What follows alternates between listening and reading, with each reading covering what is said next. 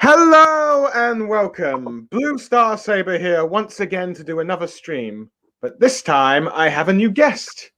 Would you like to introduce yourself? Yeah. Well, I'm new to this channel anyway. If you skim around Lucky Cheese and I don't know, does James still technically have his channel? Yes, Anyway, just that capacity. Yeah, yeah, he's to any manga circle or something. Go pretty on. much. But yeah, Mangareader here. Mm-hmm. Nothing really exciting to say about that. Well, for those who, let's see, no, it's not the actual owner of the Mangareader website. Nope. Mangareader here is just a very committed manga reader that he just named himself afterwards. And you may know him from the days of the Naosaku podcast. Boy, were those the days, back when I had Yep. hope for Naruto. But yeah, but let's be moving on. But you may know him for modern time for the My Hero Academia podcasts. Although we Yes. do have a Pokemon one coming up once Lucky Chi uploads it. But first, One time. of course, let's see. I believe he'll be doing his ship podcast. Let's Yeah, see that that I might just make it before. Yeah, that might yeah make it before the Pokemon cast at this point. yeah because Valentine's Day is coming up. But yeah, unfortunately you didn't get to make it. But anyway, you're here now to discuss with me Record of Ragnarok and why it's great. Ragnarok. Yeah. Let's see. I'm just gonna quickly share. Let's see. Share screen. Sure. Yeah. Yeah. We're talking Come about the on, manga, share screen. these five battles have taken place between the gods and humans. But for a little background, let's see. Record of Ragnarok is a manga series that was out since 25th of November here on Wikipedia, 2017. By the way, I'm not sure if I'm allowed to stream a Wikipedia page or not, but the images are not mine, all that stuff. I'm not here for profits, all that stuff. So yeah, I'm just Pretty doing sure that. you can. Yeah, I should be fine, but yeah. A manga series that's been written by Shinya Umimaru and Takayumi Fuki. Let's see, so you got two writers for it, but then again, I think one just plans the story, another one writes the dialogue, and illustrated by someone called Akajichi. Let's see, a seinen manga. Let's see that a seinen manga that a seinen manga. Sorry.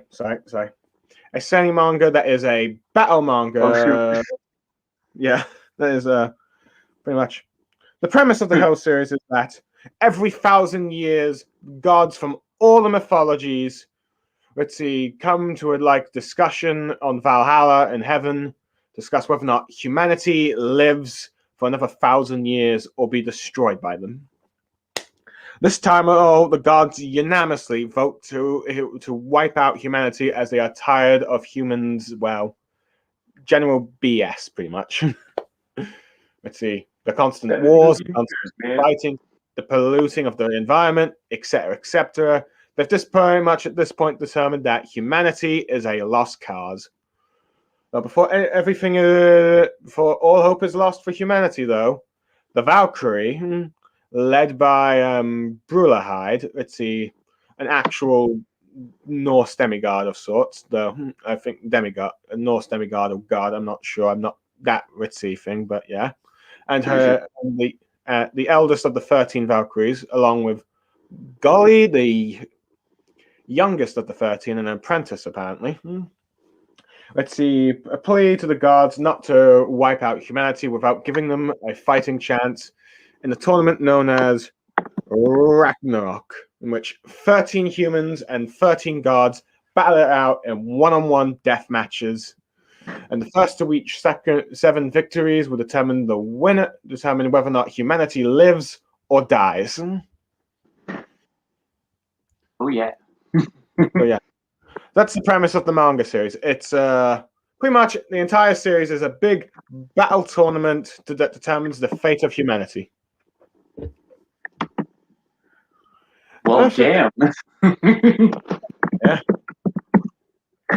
Interesting premise, since most tournaments ends up being just one whole arc, not an entire manga series. Yeah, I mean, what is this? Yu Yu Hakusho? Well, technically, Yu Yu Hakusho's tournament arc was like about at least nearly half Yeah. the series, but still, but yeah. And not to mention about, let's see, nearly about half of Naruto's part one was the tuning exams, which was just one big sort of exam mixed with tournament. But yeah, but tournament arcs are like, very well known for, let's see, nearly every manga does them. Dragon Ball is notorious for it. The only one I can think of that hasn't done a tournament arc is Bleach. Yep. That's just In fact, it never did. It never got one. I guess you could also say Attack on Titan didn't do a tournament arc, but then again, its premise and setting doesn't really suit that, nor does Death Note. But yeah. So yeah. Also, unlike a regular tournament, this isn't exactly a fight and move on. This is the literal one-on-one death match where essentially, the first to 7 wins. Yep. Now apparently the gods put this this Klaus or special clause for in the article for Valhalla, but it was mainly just done as a joke because there's no way in hell that humans could ever defeat their creators, the gods, because they're gods. Oh yes, the gods. Yeah, among the gods we introduced. Sorry, go on. I was just going to say, how could we possibly compete? Yeah, we'll get that in a minute. But among some of the gods that are introduced in this, let's see, hold on. I'm just going to share my screen again. Amongst the relatively well-known verse of godhood. Let's see, among some of the gods that we are introduced in this first chapter is Zeus, who is currently it seems to be the big god, the head of the parliament. Let's see, of the Valhalla Parliament thing. Let's see, and Shiva, who votes to destroy humanity, and we later see the first combatant here, Thor. Let's see. Among the other gods that we have is, that introduced in this chapter is Odin, the supreme god of Nordic, with his 2 birds, and Aphrodite, goddess of beauty and all that, and love and all that stuff in the Greek mythology. But yeah. And because it's a typical Japanese manga, you get your fan service out of the way early. Yeah, she's clearly your sort of aimed at. Let's see, due to the fact it's a seinen manga, it's a bit more mature in a sense. Yeah, maturity. Yeah. But it's not as bad as some. Not necessarily bad. I mean, you get a panel or 2 of it. It's like a bit, but it's not like the focus of the series. But yeah. Anyway, the guards at first dismiss this, but Brillahide convinces them not to by tricking them by saying, "You're not chickening out, are you?" Because it seems like they have their pride. But yeah. So anyway, Ragnarok begins, and our first battle is between. Let's see how I'm just going to share the screen again. Let's see. It would be, I know. Let's see, Thor, like I said earlier, versus Lubu, the greatest warrior of the 3 kingdoms from China. Strongest warrior in all of history. Yeah. I have to admit, it's a very interesting startup. Let's see, Thor, most people would probably recognize the name. Though Lubu, unless you're Chinese, you're probably, not going to... Not having much of a history lesson on this man. Yeah. Yeah. But hey. I was kind of... So, yeah, on a second. Kind of caught off guard with that too, but I mean, most of them.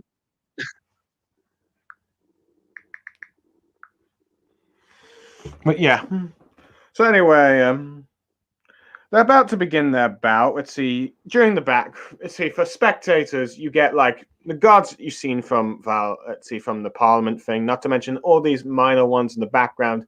You might be able to recognize some of their faces, depending on what they might be based off of. Because let's see, depending on how much you know your let's see mythology and gods. While for the humans, let's see, you mostly get a blend of historical figures from various points in history and some modern day humans. Mainly from the time period of the combatant on the battlefield. Yeah. For example, I believe you've got, let's see, for the three kingdoms, you've got I believe, rulers. Let's see, Zhang Fei, if I'm saying the name right, Liu Bei, and Gan Yu. No, I think Japan has their own names for them. And you also have let's see, Chen Gon, who is the strategist for Labu's army. Let's see, kind of thing. Who's like, my lord. Let's see. Who's moved to tears whenever his lord is having fun fighting. But yeah. Also, some other backgrounds that you see now and then that just appear at random. I think sometimes I've seen Henry VIII there. Yeah. But for some of the gods, you might see, well, granted, it seems to be a mix of gods and, let's see, demons and monsters that could, I guess, be considered godly. For example, I think in the first chapter, you had a bit of an incubus trying to lust after Brillahide, but then got killed by Thor. And I think I've seen Medusa in the background a few times for this, and the Minotaur. Even though they're technically monsters rather than gods, but yeah. Yeah, they just seem to keep whatever they want in there, just to probably fill space, obviously. Mm-hmm.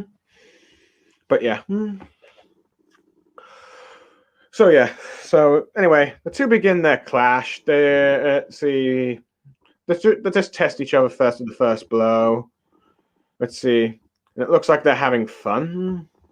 Thor's about to unleash his true power and then strikes, but as we see, I believe the technique is Thor's hammer. Although before we see the outcome of that, we end up seeing a flashback of Asgard being attacked by giants, and it's clearly a reference to Attack on Titan with the way it's been drawn and illustrated. Wouldn't you say? Pretty close, yeah, no way. Yeah. Pretty good homage there, man. Yeah. Let's see.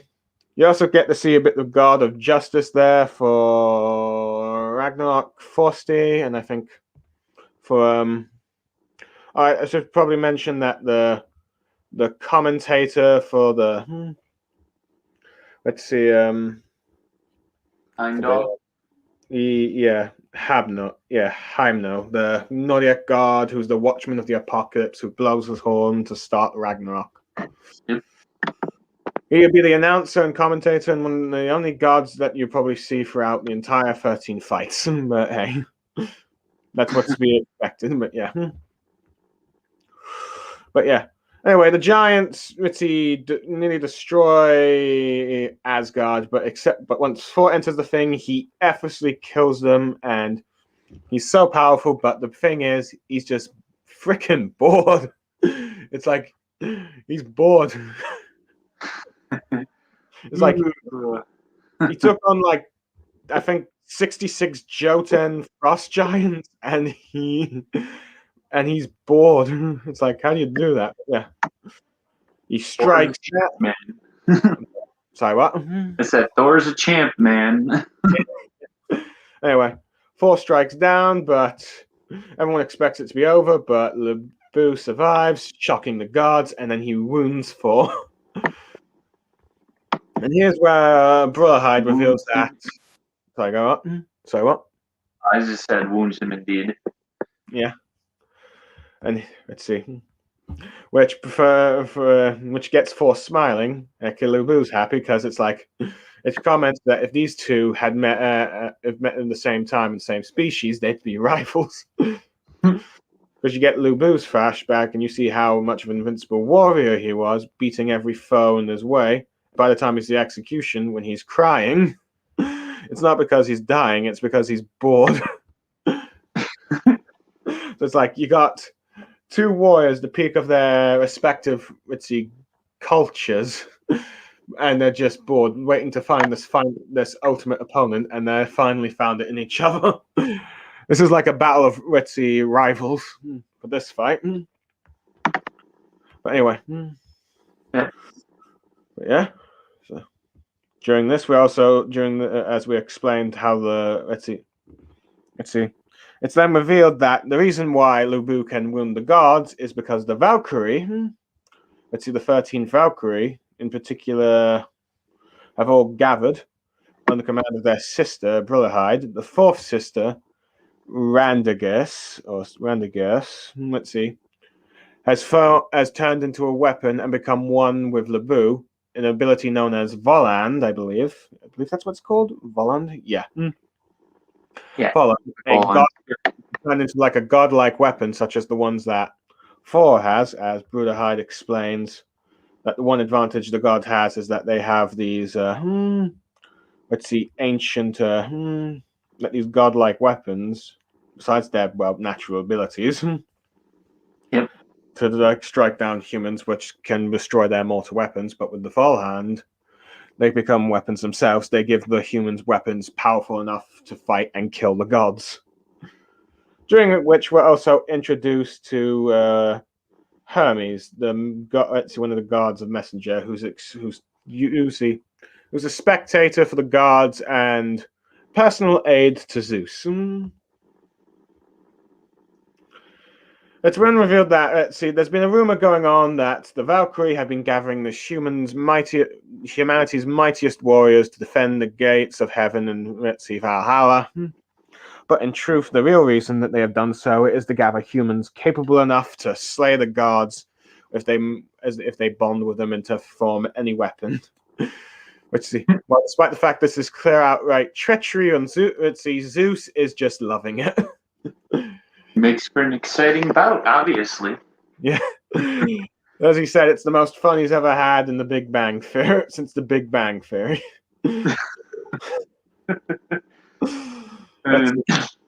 Zeus is quite the character if you read this manga. He's just typical over OP old man. Crazy figurements too. Yeah. Though this time not the mentor figure of the protagonist. This time they're the main villain. Or the leader of the villains. Antagonist, I guess. Yeah. I don't know if the gods are truly villains, but they are considered the antagonists. Yeah, the antagonist of the series, but yeah. Granted, I have to admit, despite the fact that he's been, he ends up creeping out Brulahide with his, weird faces, but hey, Brulahide is just so freaking memeable, I have to admit. Yeah. Especially with, she can go from polite to foul mouth in a second. But, yeah. She's definitely one of the more interesting characters. I guess she's the main protagonist, despite the fact that we really don't. Yeah, technically she is. She hasn't really competed in the fights yet, but she's pretty much leading humanity in the Valkyrie in this battle, planning out who fights who, etc., etc. With your protagonist being the youngest sister, the apprentice Valkyrie, Bruley, who usually is the one to ask questions and get the stuff explained to her. Yep. Of the expedition dump for you.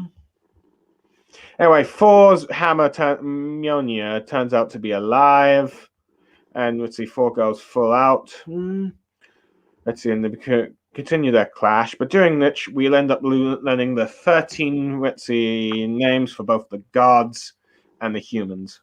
For the gods, you have Zeus, no surprise there, Buddha, Loki, Apollo, Poseidon, Susanna no Mikoto, Thor, Menten, Anubis, Odin, Beelzebub,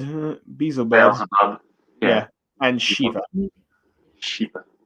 Let's see. On the human side, you have Qin Shang Hong, King Leniodas, Nikola Tesla, Sasaki Kojiro, Raiden Tamon, Adam, Georgy Rasputin, Lebu, Otaki Soijo, Michael Nostradamus, Simiko Haya, Sakaki Kintaki, and Jack the Ripper.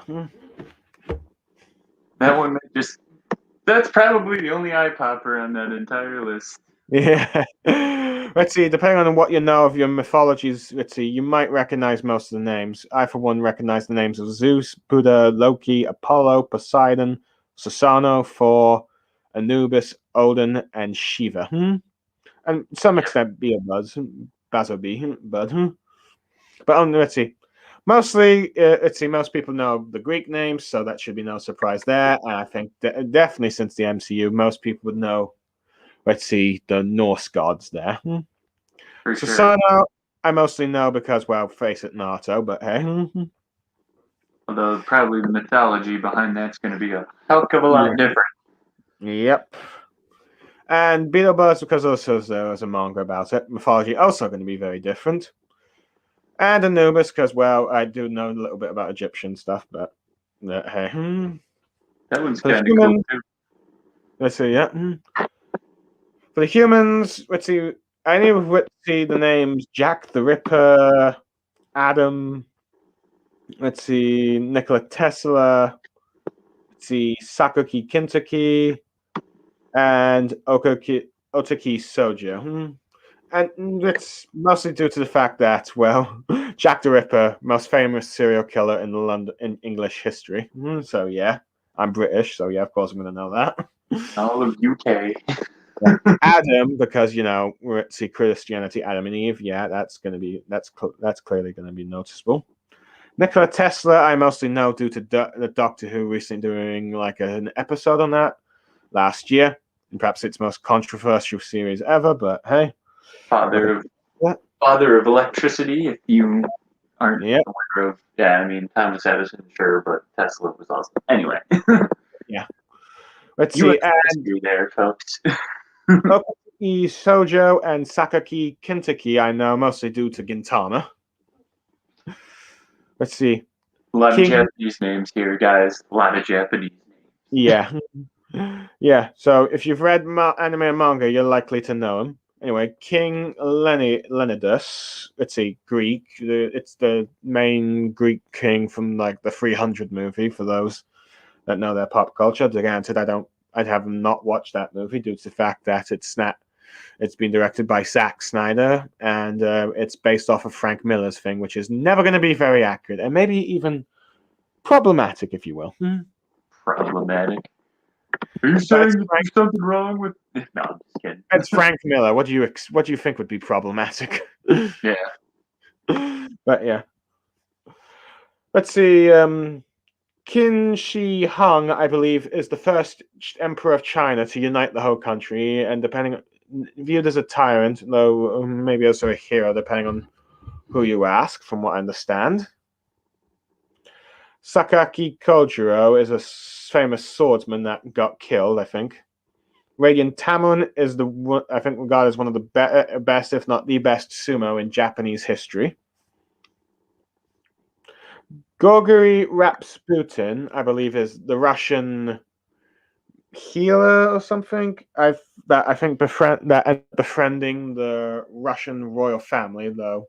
I think most people say he was actually crazy. So, and that the war's got two things, but I don't know. It's something that led eventually to the Russian Revolution that has left Russia in the long run in the state that it's now today. But hey.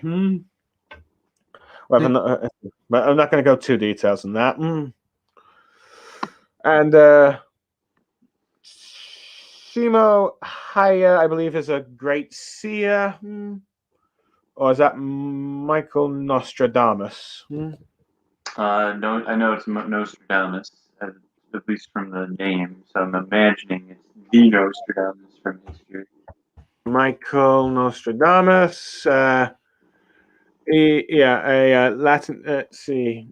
Is a French astrologer, and reputed seer. Yeah, I mean, usually he's usually used as, oh, he predicted the future type of things. I don't know how true those are, obviously, but Yes, he was a philosopher. So. I hear. Shimo Haya is a Finnish military sniper in World War II, and for the Soviet Union. He's regarded as, I think, the best sniper in human history. So you got 2 Russians, 1 English. He's killed over 500 men during the Winter War, and the highest number of sniper kills in any major war. Let's see, but yeah, so yeah, he's pretty famous. Let's see, you've got 1 Frenchman, I believe, about 4 Japanese, 2 Chinese, 1 Greek. Let's see, and just Adam in general. Yeah, Adam's really, yeah. Father of humanity. Yeah. Father of humanity. Well, the first recorded man, if you believe in the Christian mythology. Yep.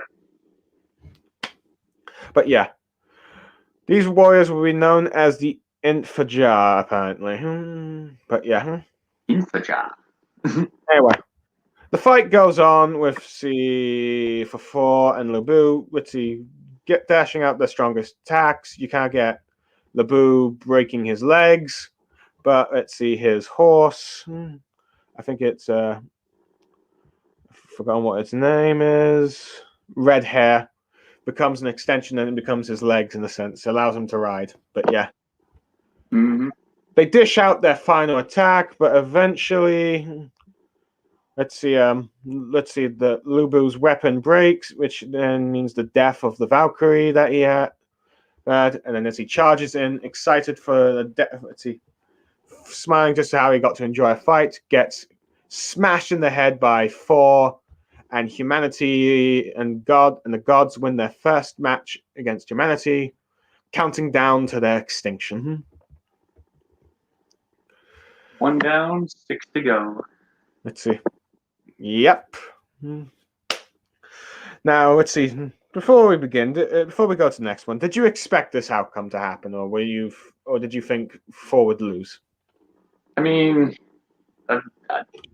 in discussion with you, I kind of figured that based on Thor's popularity within the populace, I didn't think he would probably lose at this point. Yeah. Not to mention, I think to raise the stakes against humanity, you would have them lose the first match. But in many ways, it's still a good fight. I mean, it's mostly set up for like the rules established for this series going on for the next, let's see, 12 matches. But considering they're probably going to make it go all 13 matches for sure, yeah, I think it was set to say that they had to set in stone. Yeah, it's mean business. So. Yeah. But I think this set the tone going forward that these weren't going to be cakewalks for the gods. Yep. Like Lubu, I mean, I understand that in the end, Thor actually, once unrestrained, Lubu was no match for him. Yep. But I think many people, at least in the story wise, I don't think anyone, at least especially the gods, expected anyone to even have humanity even come close to that, even with, say, the Valkyrie's power or whatever. Yep. But it sets up pretty strong premises. Yeah, but as we can see, humanity is just not quite. And it shows the humanity, despite getting something to counter them, if they're not careful, they could still lose. Anyway, before the next match begins, the followers of Lubu, not wanting to live without their lord, charge at Thor, and Thor, who's now a bit upset now that he's lost his one and only rival, or like the one and only opponent that's been able to excite him for so long, kind of thing. Offers tribute to Lubu by striking down his followers. We're just happy to hear their lord's name in thunder. But hey. Let's see, and to make sure and to raise the stakes even more, Golly asked what happens to their sister, and they revealed that after this, due to the fact that Ragnarok is the battle of the souls, if you die, you permanently die. You don't reincarnate. You're just reduced to this vacuum of space, to dust. Meaning that you're not seeing any of these characters once they're dead. So it's like, For Gully, she breaks down in tears with this, realizing that she's never going to see her sister, and asks, "How can Ritzy Brillahide do this?" But Ritzy, she starts back, thinking, "You think there's a way to kill those the gods without taking such a risk?" But yeah, it definitely raises the stakes. But yeah, they can't afford. Yeah, for the upgrades. Yep. Anyway, determined to come back after this first loss, let's see. Brillahide decides to go with, let's see, possibly her trump card, the human despised most by the gods, the first man in history. Dear old Adam, Yep. the family man. Yep. Whoops, so, hold a second, I'm just, let's see, yep, Adam here, as you can see from the apple, but yeah. Let's see, let's see. But yeah, I just love his entrance where it's just, he's rising up just in a pose from a stadium thing. There's both the humanity and gods looking down as animals run around him and stuff. Let's see, describe in his introduction, describing him as the pinnacle of humanity and the first human to rebel, cast the original sins, and despised by all gods. And to further prove this point, he just taunts the gods by just eating an apple, either angering or shocking the gods in the present. With Michelangelo just doing the old artist measurement of sketching. Let's see, because well, he's famous for drawing the Adam painting. So yeah. Now for his opponent. Well, the gods are a bit surprised, and this mostly due to the fact Adam seems a bit cute, but let's see. For his opponent, it was originally going to be Shiva, but Zeus decides to step in. So in defense, you've got, after a little musical play by Hermes and dancing from Zeus, let's see. Oh, yeah. Let's see, you've got the father of humanity versus the godfather of the cosmos for the gods. Or the king of the gods, pretty much. Yep. But yeah. Even though let's see now, there are definitely more powerful gods than Zeus in various laws and mythology. Even in Greek, he's not the strongest god in existence, since in Greek you have the primordial gods, Gaia, around Earth, the earth and sky itself, dark chaos, darkness, all that stuff. But let's see. But for this mythology, but I think it's well known that Zeus is regarded by most of the general public as the most powerful god there is in Greek mythology, and so he's been regarded as like the mightiest god.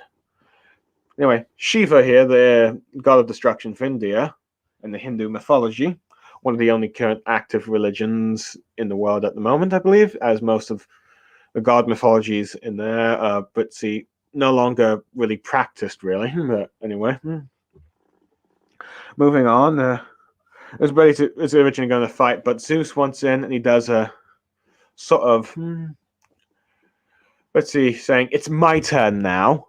Let's see, but yeah, showing sort of like Shiva. You look like they're about to bow out at first, but he decides to let Zeus go first. Everyone is just shocked by the fact that you've got him up, and it's not against Brotherhide's plan, but heck, you fight, but they're fighting. Now, before the match begins, the Valkyrie to come with to fight alongside Adam is Reganlith, a sort of the seventh Valkyrie, who's let's see, seems like a bit of a sort of girl with glasses kind of geek kind of thing, I do kind of like, bookworm. That's probably the best way to describe it. I like how when she's, becoming one with Adam, it's based on that painting Michelangelo did. That's on the chapel, I believe. Yeah. And his weapon is a knuckle duster, which is a lot different than Libu's, spear breaker thing that could break godly weapons. So anyway, it's very clear that this fight is going to be a fist fight. Oh yeah, Battle of the Fists. Among the supporters for Adam in the background is his first son, Cain, and his second son, Abel. Yep. Though, fun enough, I believe the first son ends up killing the second one out of jealousy in the Bible's mythology, but clearly that's not going to be discussed in this manga series, but hey. Yeah, like it was said, I think the audience is going to change depending on who does what and who the combatant is. Anyway, Zeus begins his attacks, but Adam dodges them. Let's see, during this, we also learn that one of the spectators for the gods is Ares, the god of war. Apparently the 6th god of Olympus, while Hermes is the 12th. Let's see. Now, I believe that technically Ares and Hermes, while both sons of Zeus, are half brothers, but I think this manga is treating them as like full, let's see, Full on pure. sons. Yeah. Yeah. Because it Brothers, seems yeah. because, as we all know in Greek mythology, Zeus was the most unfaithful husband ever. Yep, he would go around literally doing everything. Yeah. Let's see. Possibly with Poseidon following suit, but yeah. But here it seems he seems to be quite faithful. But anyway, as Adam, dodges all of Zeus's punches, eventually he counters attack using the same attacks that Zeus did. Let's see, Imp actually landing blows on Zeus, which kind of shocks the gods about.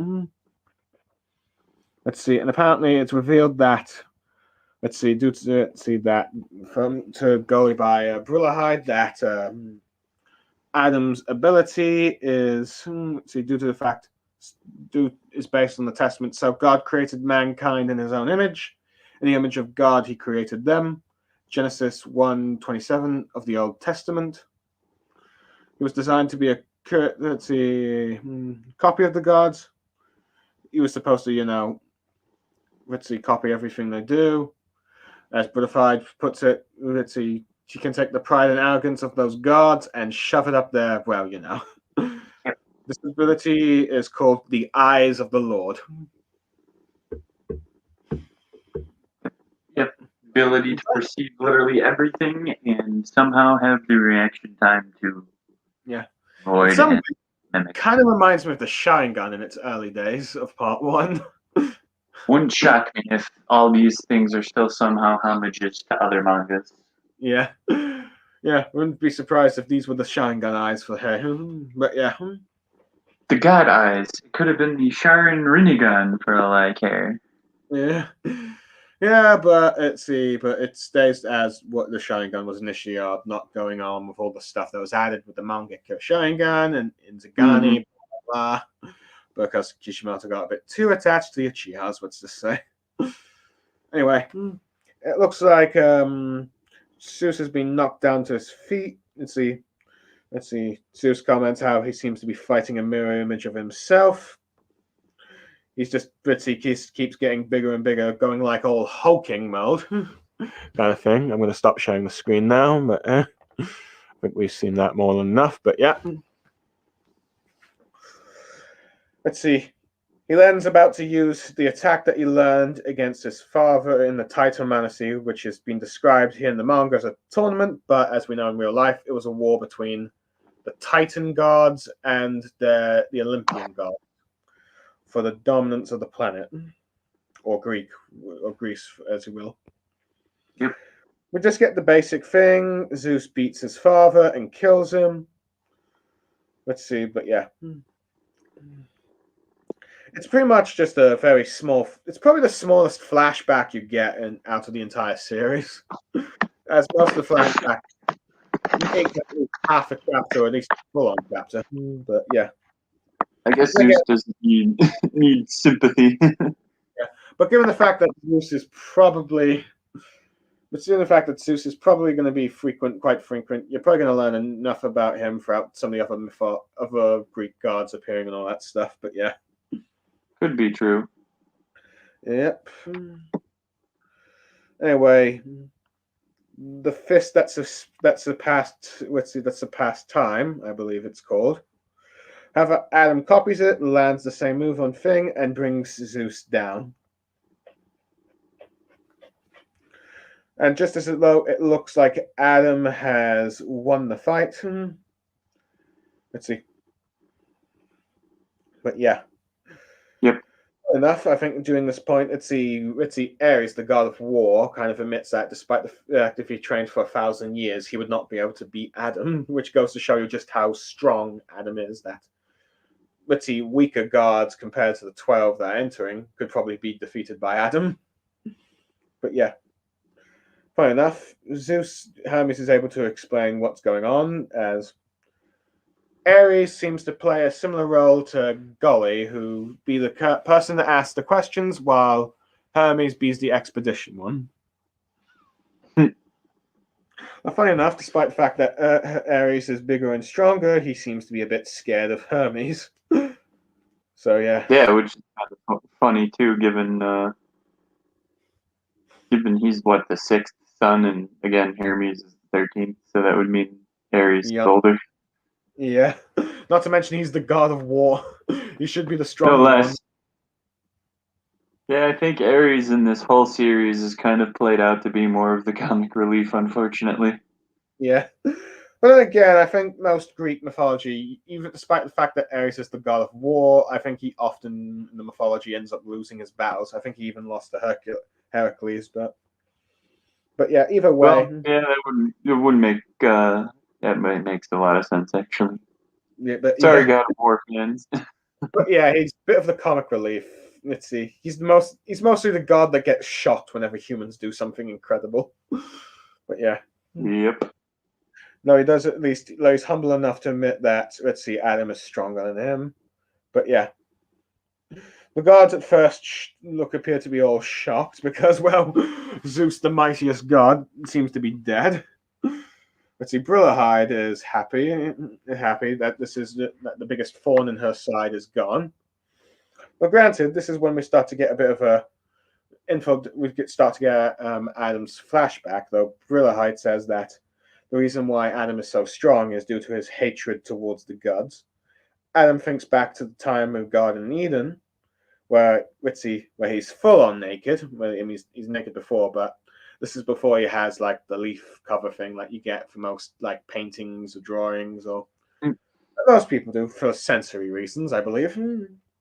Yep.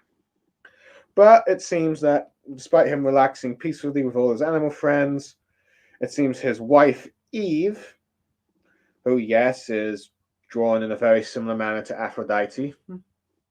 Oh and yeah. Yes, is naked, but heck, what do you expect?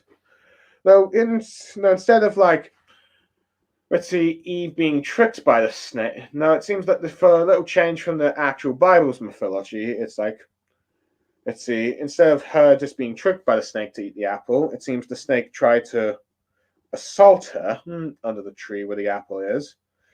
Let's say all the animals helped her escape as she ran away, but the snake, who seems to be some sort of like godly being or some, I don't know, something like that. Let's see, a bit, vengeful against her offenses, bites the apple in a way that's similar to humans and frames her against it. Due to the gods' prejudice, they're going to kick her out. However, and she's never going to see Adam again. However, Adam steps into the court due to getting messages from the animals, grabs a bag of apples, eats them in front of the gods, saying that if Eve's going, he's going as well. The snake tries to kill him, but he kills the snake. And then they go off to Earth for like to build their own kingdom and thing and humanity and live happily ever after. Yeah. And then we finally see Eve in like, in the real world, but this time censored with leaves, thankfully, but hey. Which gets all the male spectators nose bleeding, particularly Michelangelo. Like you'd get with the animes, but hey. Oh no. However, just before the announcer declares Adam the winner, Zeus gets back up. Before they continue the fight, Zeus has one thing to ask Adam, curious because he did not sense hatred. Let's see, in Adam's eyes towards the gods. So he asks, "Why do you fight?" And Adam says, "So you thought the same as well," and reveals that he's not here to fight for his reason for fighting the gods is not here because of his hatred or revenge. He simply states, "Is there any reason that a man needs to protect his own children?" This is probably my favorite line in the entire series. Well, I mean, it's also kind of a thing considering Zeus typically. Well, I mean, maybe not in this version, but Isn't exactly known as Father of the Year. yeah. Well, I wouldn't say Father of the Year, but he isn't exactly a the best of fathers, so to speak. I guess he cares about his children, but he's not a family man. Yeah. But as we see, due to the fact, but Adam's word has touched all of humanity. His children have your word after his heartfelt compassion to Gritty, and without any instruction, all of humanity begins to pray in all the ways they know how. And in this moment, despite the divisions of race, gender, nationality, creed, Ritzy, the rich, poor, good, evil, Ritzy, left, right, etc., etc. In this moment, humanity stands united, Ritzy, wishing for one thing: Adam's victory. Let's see. Let's see, sort of shocking and impressing the gods. Shiva wishing now he actually fought them, with even Ritzy having gold cry tears of joy, while Brilla hides as we seem to have underestimated Adam ourselves. I think most people who read this bit of the manga probably at this point, uh, probably 100% fall in love with Adam. Well, I mean, Let's he's see. drawn perfectly. Yep. Anyway, Zeus now pumped up. Let's see. Starts to transform. Let's see, during this time, we are introduced to Loki, one of the future contestants. Let's see, the nephew of Odin and the cousin of Thor, are disguised as Loki, become a bit more commentary on the fights. Who messes with, like, Odin's birds, but heck. But he seems to be, like, super excited to see Zeus's final true form, which Battle. is called, I believe, Adamus, I believe. The diamond form. Yeah. Adamus. Yeah. Yeah. Adamus. Yeah, something like that, but heck. Apparently, in his top form, he can stay like that for 12 to 30 minutes, but it's going to last 5 or 6, let's see, from what Hermes is commenting. Anyway, the two start clashing fists. Let's see, but as we see, let's see, Eyes of the Lord has a limit, and he starts to bleed due to it. So there's sort of a limit to his abilities because, well, he's a human. But yeah, I mean, he's gonna overload or overheat, I guess, as they say that. Yep, he's still carrying on. Let's see. Granted, the birds of Odin seem to think that Zeus's victory is assured, but as Loki points out, Zeus is taking quite a few blows, as you can see from his grotesque appearance. That let's see. So it's like this is a battle. It's become a battle of endurance. As Loki says, the first one to spill will actually be the loser. Oh yeah. So as the fist fight continues, no, granted, you can see Ares say he's never seen such a beautiful fight in his life.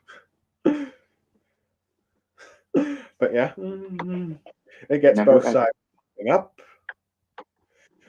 Let's see.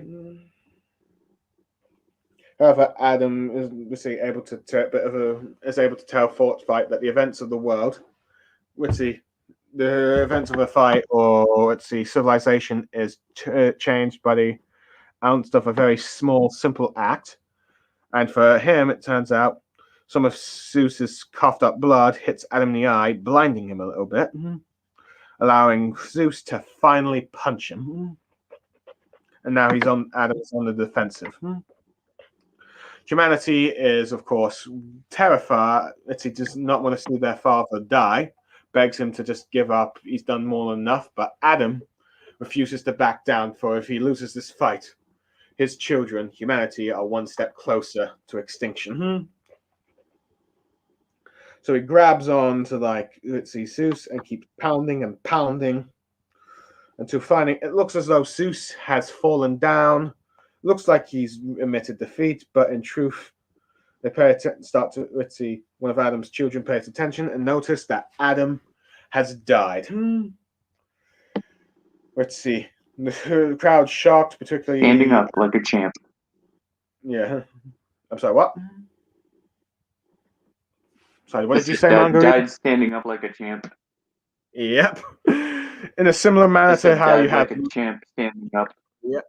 Yep. Sorry, my mistake there.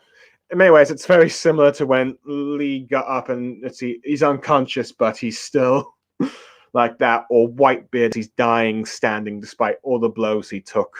Not once one in the back. It's kind of one of those badass moments. But yeah. Zeus revealed that he'd been dead for a while, but even in death, he just kept swinging blows. Was he just shocking all the gods there, just to how strong Adam was? Was Zeus commenting like if this was in a contest of endurance, no doubt about it, Adam would win. But as Adam dies, his children all around cry as he crumbles to dust. As we also see the same happen to the Valkyrie.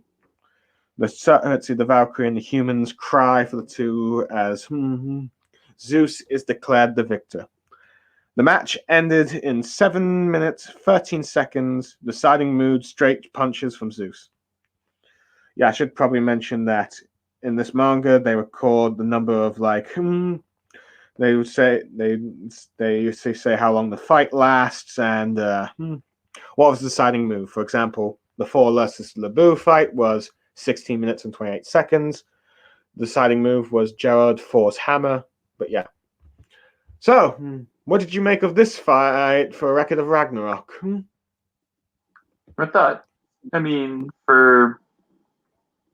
I did like that it was again like the first man versus, I guess, god of gods or whatever you want to, in the sake of this story, obviously.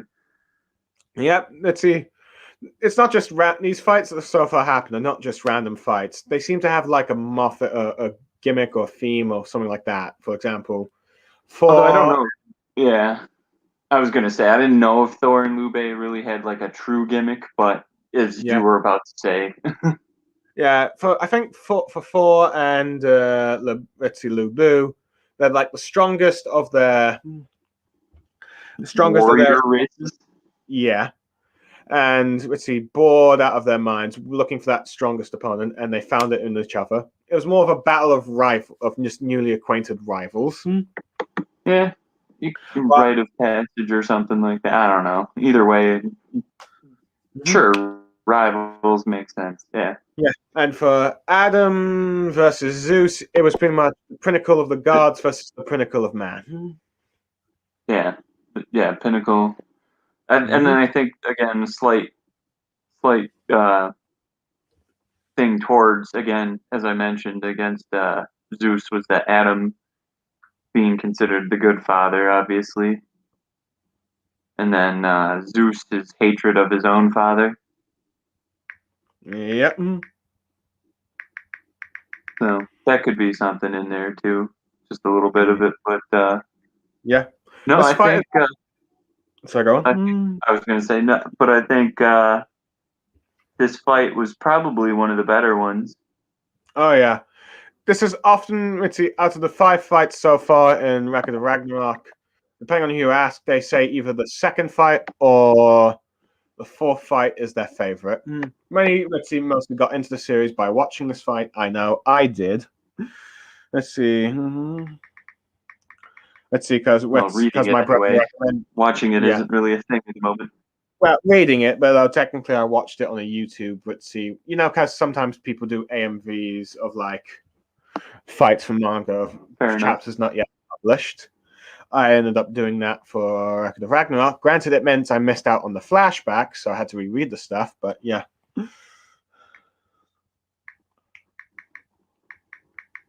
For winning, I know you didn't ask me, but I'd say in terms of winning, I don't know if I wanted Zeus to win, and I don't know if Adam should have lost. But yeah, I guess it would have. It's so weird because again, Adam was considered the trump card, so for him to lose now kind of makes it seem almost impossible for humanity. I guess that's what it was trying to set up, but yeah. I have to admit, at first I thought, let's see. Oops. What are you doing, man? Oh, sorry, I was just lucky she. I know. That's lucky she just ended up calling me on Skype. But so I was just saying, I'm just doing the stream afterwards. I'm up for a call. Let's see. He accidentally seemed to have called me, but oh well. Let's see. But yeah, sorry about that. But yeah, but yeah. At first, I thought Adam was going to win it, but then come to the end, Zeus wins it. But I think it's a nice surprise. But at the moment, the gods have 2 victories, so that means, let's see, it raises the stakes now, and that the strongest human is gone. Let's see. Or let's see. It's like, how can the gods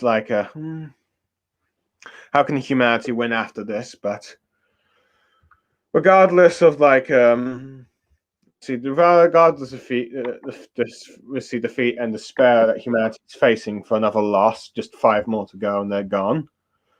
All of humanity stood tall in the moment as their father Adam passed on the great inheritance to Mature, the power to rebel against the gods, and the will required to do so. Let's see. Golly is a bit angry due to the fact that her sister is dead. Let's see. Rushes to see where her big sister is at the moment. Though this is where we're introduced to the second of the Valkyrie sisters. Hirst. Heist or Hirst? I don't know. Let's see. She's a bit furious, asking why the fact that the 7th sister is dead, despite the fact that she didn't break. But Heist reveals that when the Valkyrie merges with the human, they're putting their life on the line as well. It's like, so if the fighter die, they'd live and die together, and if the fighter dies, so does the Valkyrie. Let's see, you kind of have a little bit of a brief, let's see, images of Golly and spending time with her sister, upset the fact that she never gets to see her again. And here we learn that the second sister seems to have 2 sides of her. One that's,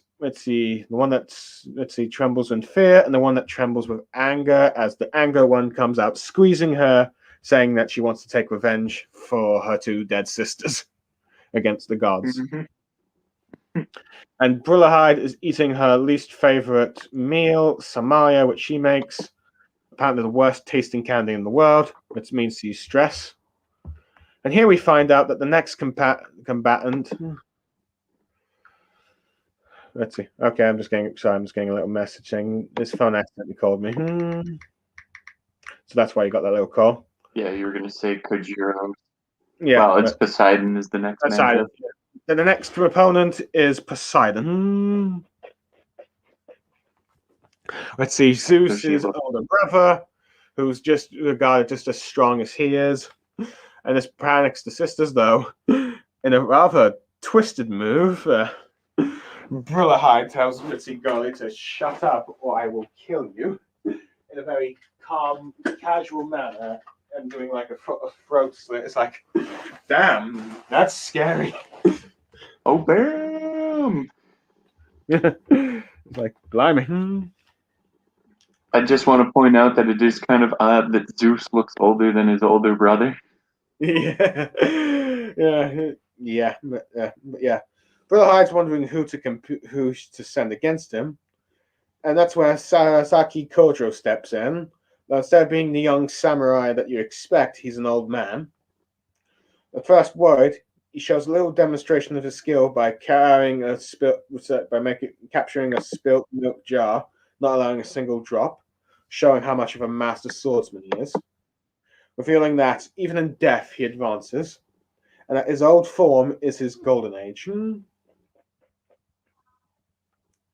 Anyway, Yeah, as he never stopped progressing. Yep, he's constantly improving himself, as you will. So yeah, everyone's excited for the next bout, though, as the guards noticed by the sea area, and the next opponent is the next champion for the guards is Poseidon, as the waves move to introduce him. Let's see, and as humanity notices, it seems even the gods themselves are afraid of invoking his wrath. Let's see, the ruler of the sea. By Let's all see. means, I think this is one of the more lore accurate, essentially, at least for Poseidon. When it comes to his personality, I feel like it's closer to lore. Probably. I mean, he is known to cause tremor and earthquakes and all that stuff. Let's see, testing humans with the sea and stuff. I think, though, if I'm not mistaken, lore-wise, he wasn't really too keen on humans anyway. But yeah, especially yeah, when they especially when dial he it up pretty big. chose Athena over him to name the capital. But yeah, but yeah. But as we see, in Poseidon is a god of like perfection, and he sees nothing but filth before his eyes with both the humanity and the gods.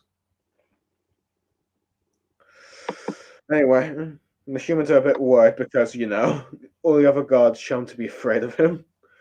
Now introducing Sasaki to the crowd, they go let's see, Heimdall goes on, let's see, in all of history, who is humanity's strongest swordsman? And you get all these Japanese samurai, of course, because, well, Japan.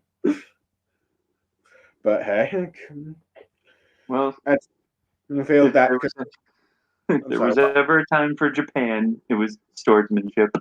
Yep. Let's see. And despite the fact that he is humanity's most famous loser, even in defeat he advances, even in death he takes one step further. Even now his blade continues to pursue the true mastery. And he's introduced as humanity's greatest loser, Kojiro Sasaki.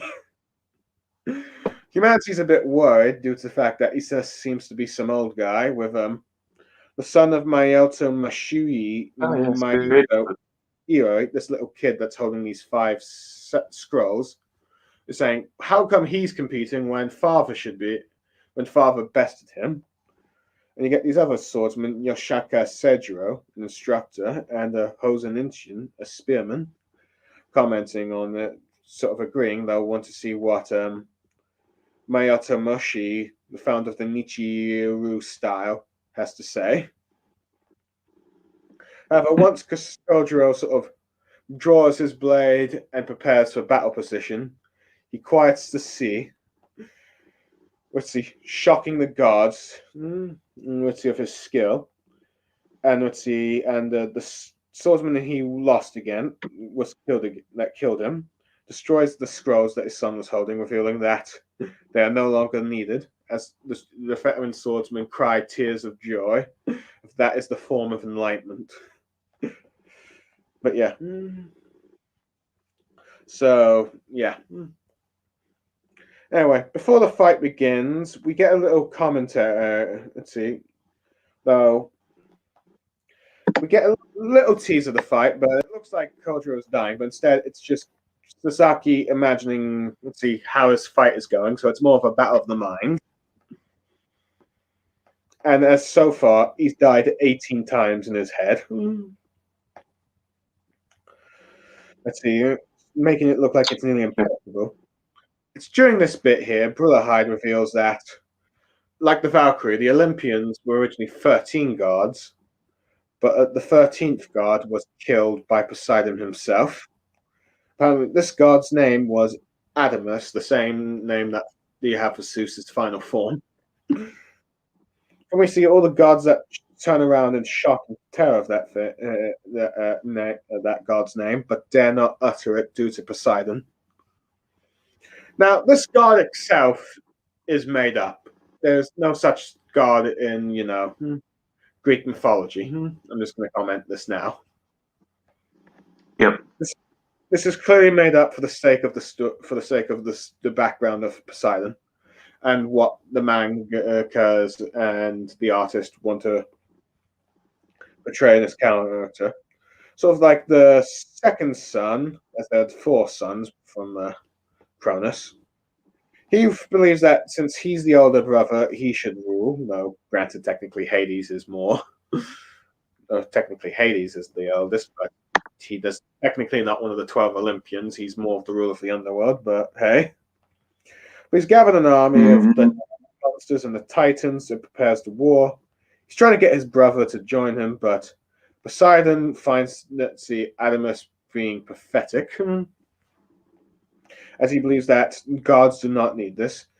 Adamus tries to kill Poseidon, but in one blow, Poseidon kills him. Though, funny enough, it's at this one moment in Adamus's life, Poseidon finally looks at him, as he's never looked at him in the past. He only looks at him deaf, killing him. And it's revealed that it seems like Hermes had been, scheming this little thing, though, with Zeus's approval, mostly just to have a little fun with a war, because Zeus likes, action, but hey. But yeah. But after this conflict, after Poseidon kills him, he just asks for Adamus's name to be removed. None asked the reason why, though. Judging from Poseidon's character in this, due to his belief that gods must be perfect being, and in his eyes, Adamus was not perfect, he is a stain that must be removed from history. However, before the fight continues, Kurosaki ends up sitting down, saying that he's not interested in dying today. And the next chapter, we get pretty much the flashback of doing his time training under all these swordsmen, such as Shoda Sengen and I believe Soda Casamine and was it Joda Sengen? But yeah, or the Joda style. But yeah, he pretty much whenever he spars, he gives up first and then goes off to train. He comes back in the wild training. He comes back years later and months later, completely surpassing the person he's lost against. And before any actual continued fight goes on, the swordsman realizes that he would lose. If he fought, he would get killed, so he admits defeat, even though technically he did not fight. So, let's see, Sasaki still has his losing streak. He's just, it goes that throughout many of the years later. He goes from one swordsman to the next, getting his butt whooped, and then let's see, he goes off to train and then reunites with them, revealed that he has surpassed them. Next one he does is the founder of the Ito style, Kagashi, then the Yago Satsukui Janomyuski. I know, I'm just saying the names. And then the Sword Saint, Kasazumi Nostadani. I don't know. But either way, he's trained and trained until he becomes stronger. Until he surpasses all the ones he's lost against. But realize that it's probably not going to be the case with Poseidon. He begins to advance, and you see all these swordsmen from the flashback just watching him. The two start to fight, and during the first few bouts, Kojiro Sasaki is able to cut off some of Poseidon's hair, forcing Poseidon to look him in the eye, which is very rare, commented by Hermes. And we get a little bit more of his flashback as he's fighting the swordsman that kills him, as it reveals that he's the one that gave him the 2 cross scar wounds. But yeah, but it's revealed that the Valhan between him and Heist is the Monoshikusad. Let's see. Apparently a sword a very long edge blade that's perfect for for Sakazuki to wield, and the fight with Poseidon. During this fight, shocking the gods, Poseidon advances forward as this seems to be a rare thing that's ever happened, maybe never in Poseidon's life. Eventually Sasaki gets wounded, and you kind of get a sort of mocking, expression from Poseidon. So, mocking him for his supposed ability of being able to hold his blows. The gods start cheering God of Gods, or G-O-G, G-O-G, G-O-G. However, after a death glare by Poseidon, they realize that they went too far there. Oops. Sasaki asks, why not just accept your supporters' cheers? But as Poseidon says, supporters, gods have no need for the herd, the scheming, the armies, the support, because the gods are perfect beings. They're absolutely necessary. Sasaki says that's kind of a sad existence, which seems to anchor Poseidon. Because, yeah. They continue their strikes to eventually, and we sort of get these sort of like images of just it's like as Sasaki is fighting, it's just like it's like fighting the sea itself. It goes deeper and deeper and deeper. Eventually, Sakazuki's blade is broken, and it looks like Heist has been killed, the Valkyrie. As humanity looks on in shock, and the gods comment that it's over, that Sasaki is lost. Well, Sasaki ain't giving up. I'm thinking to the time he had his fight against Mashimo, the death match he had. Despite the fact he knows that as he wants to continue it because he's having so much fun with this fight. Even if he dies, he won't have any. Him feeling the same way, they fight to the death with tears in their eyes, smiling. So eventually, Sasaki gets defeated, dies, sort of wishing to fight more, with his opponent crying tears as he was like the happiest moment in their life, as they just had the most fun battle in their entire lives at this point. Sasaki asks Poseidon, have you ever lost himself training under the sun, cried for those who made him stronger, or death to the one who kills you? And he probably realizes that Poseidon, being the god of perfection he is, never probably felt this, while Kojiro is like, he's worked hard to achieve where he is today. Decides that he's not going to lose to a being that looks down on others, who only sees perfection, never seeing improvement. Due to the bonds that he's made with all the swordsmen, grabs the broken hilt, two broken parts of his sword. He sort of activates the true power of the swords as you get like the one who killed him crying out Sasaki, as revealed that in Revolhand that height has become two swords, the Nito Ganru. The Ganru, and Sasaki has turned to the Gintonaru style two-bladed swordsman. The broken sword has become two. Yeah.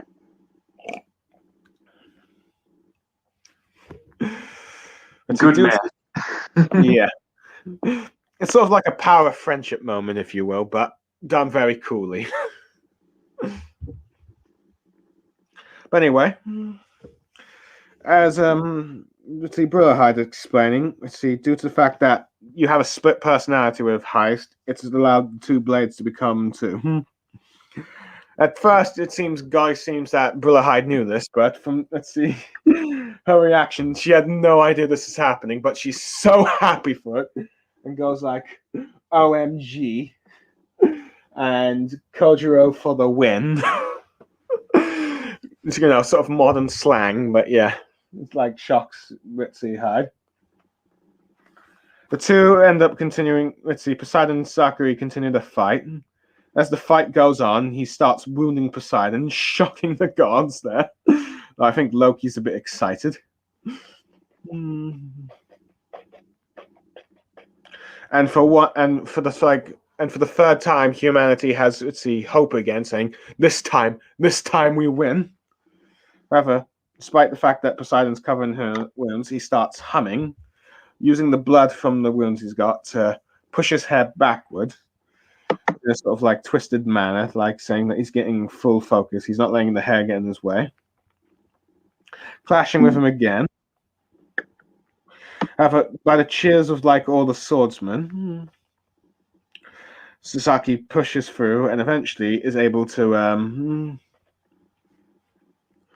reach Poseidon. Let's see, finally met him face to face. He's like, as it explains, finally reached the bottom of the ocean, if you will, as he does not want, as he wants to win as well. And he's doing his final slash. I think it's the Shallow Tiger combo 1,000 Blades, or is that the? Yeah, that's the move. Slices off Poseidon's arm and also cutting his trident in half, shocking both spectators and the gods. I think you see Medusa there in the background for this one. However, Poseidon unfazed, uses his other arm to grab, let's see, the trident, even crushing his own hand that's just been cut off, ready to try and strike another blow at Sasaki, but he cuts off that arm, shocking Shiva, Ares, Hermes, Loki, Odin, Thor, and let's see, Zeus. Though Thor and Zeus and Odin appear a bit. Thor and Zeus appear a bit calm at this, though. Odin's sort of calm, but sort of more just wide-eyed, while it's two birds that just do that kind of shock. What the? Yeah. Yeah. Poseidon, still going on, grabs his trident with with his teeth, ready to try one more strike, but then gets sliced in a cross. And just as he's to die, in his anger, curses Kojiro Sasaki. And the fact that he cannot believe that he's just been killed by a human, an imperfect being, if you will. And the crowd. And as you see Brulahide and her sister Golly and all the swordsmen crying tears of joy that, humanity has just won its first win, with Sasaki saying, it feels good winning for a change, with Hidemel sort of in a shaken up manner announcing the winner of the third round of humanity's Kojiro Sasaki. Yeah. Sasaki. Let's see. The match lasts. 13 minutes 7 seconds. The deciding move: the Shallow Tiger combo, 1,000 Blade. Blah blah blah. So, what did you think of that fight?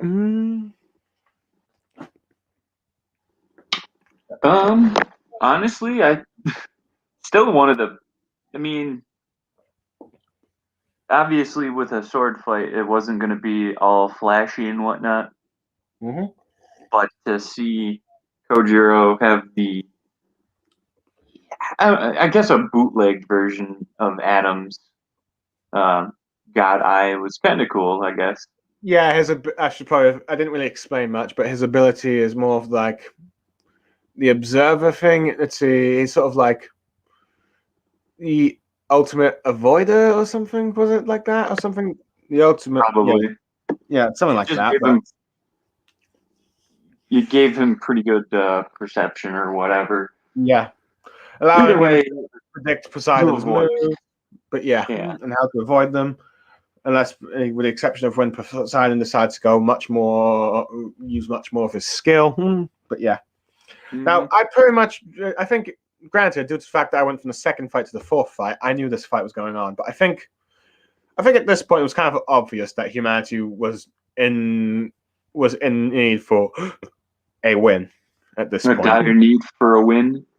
Yeah. Hooray for Japan. Basically, it's like, hooray for Japan, our first win for humanity. the Japanese end. Yeah. Then again, it is a manga We written by know Japan, it so is written by a Japanese guy. We get it. it's not surprising that they end up thing. I think if it was First human win. Yeah, I'm pretty certain if this was like if this was done as a television show by America, you'd probably have an American being the first victor, or if it was probably. or if it was done in Britain, let's see, it would be like a Brit. After all, in superhero comics, most of the superheroes all from America. Basically. Yeah, with a few exceptions, but yeah. Well, due to it not being flashy, I'm going to be interested to see certain things. But I guess from a narrative standpoint, it might arguably be one of the, if not the best, the second best, in my opinion. Yeah, you've got you have a guy who's essentially claims to be perfect, so there's literally nothing he can learn or whatnot.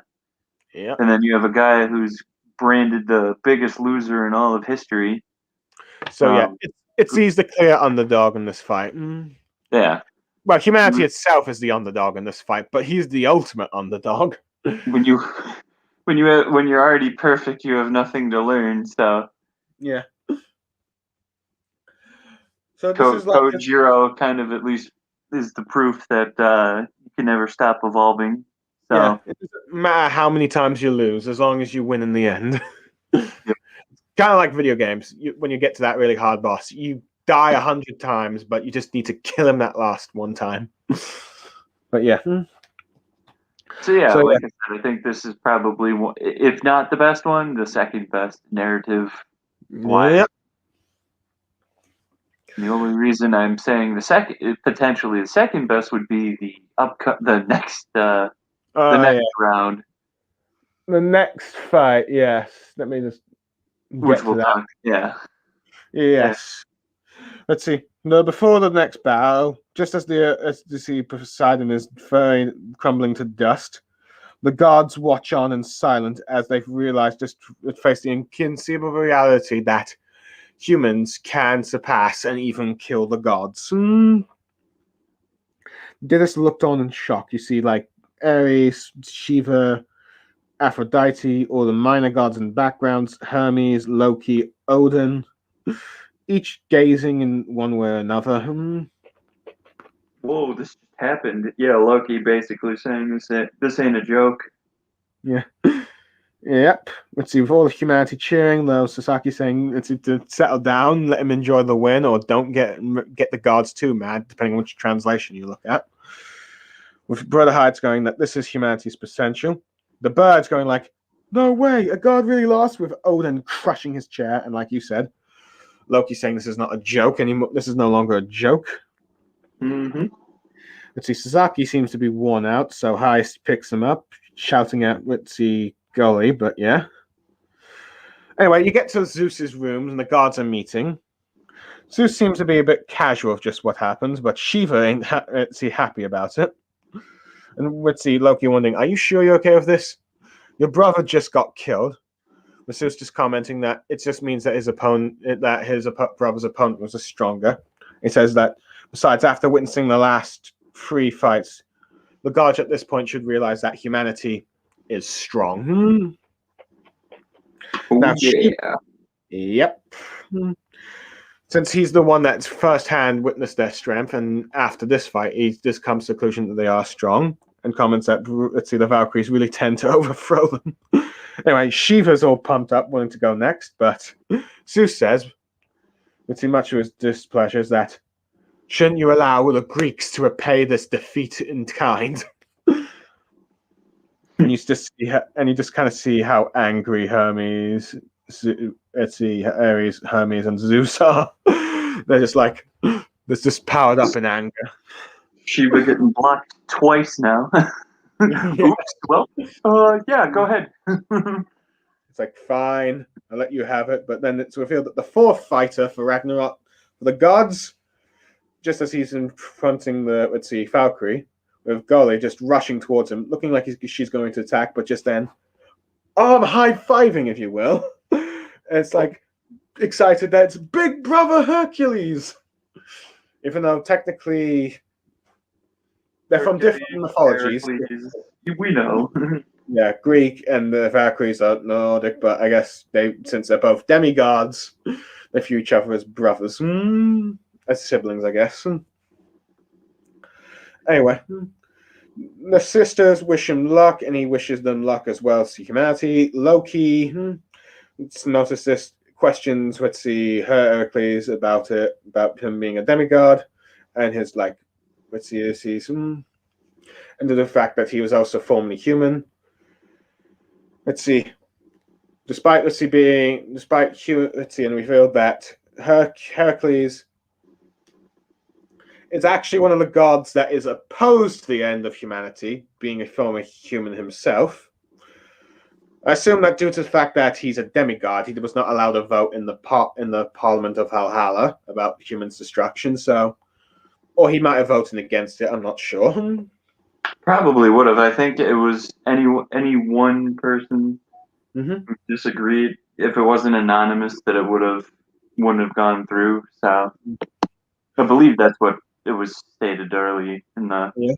So I guess Heracles does not get a vote since he's a demigod. It's like, in many ways, it's like demigods should have the right to vote. So you're just thinking of all those civil rights votes and campaigns to get the vote to allow, women, minorities to vote for over the hundreds of years of democracy. But yeah, and the working class, I guess. Since technically, since modern day democracy is just still probably just more of a modern day thing, really, for the last century. Yeah. So before that, it was only just the rich that get the rich and the nobles that are allowed to vote. Then it became more of the common man, then the woman, and then the minorities, and then blah blah blah. But yeah, well, I believe I'm just commenting like this because I know that in the UK there are some that believe that 16-year-olds should be allowed to vote, and some that don't. But yeah, yeah. Because there's certain places in the UK in which 16-year-olds are allowed to vote, such as the Scottish and Welsh parliaments, and in local elections, but not in the national level. Ooh. I'm not sure if that's the case with America. I assume that 18 is the age thing. Yeah, it's 18. Yeah, I'm not sure if there's any campaigns to get 16-year-olds to right the vote. Probably not. I mean, there are 16-year-olds that are actively trying to do it, but and it's not necessarily a thing that we're dire necessity for right now. Anyway, I just know in the UK there are those that say that. Let's see, for those that argue for the 16. Let's see, due to the fact that if 16-year-olds can join the army, they should have the right to vote. But yeah. Anyway, so going back to like the thing, Loki questions. Let's see what side Heracles is on because he says once he wins this match for the gods, he's obligated because let's see, he was chosen as champion. He will plead with the gods, particularly Zeus, to spare humanity. And Loki questions whose side he's on, and he responds, "Always on the side of justice." always. Yep. Anyway, we're going. That man is a strong justice man. Yep. Anyway, we go to the Valkyries' room. Let's see where Golly doesn't know who to root for. I was wondering who's going to go against him, but Brilla-eyed, smiling with a wicked tongue. Let's see. Clearly, she has something planned. Revealed that she has chosen his opponent and has chosen the most despicable scum on earth. And I'm pretty certain if you looked at the list, you probably have a guess who it is. Yeah. Anyway, as the stadium is brought about, it's revealed to be 19th century London, and it's revealed that the human challenger had requested this, and Heracles had accepted. Golly knew. Let's see. Humans are wondering why would the gods do this? While the gods saying he's just giving himself a handicap against you lesser beings, kind of thing. But yeah, Golly figures. Yeah, I figured this would be the case, and that Heracles would accept. While Brotherhide was expecting him to.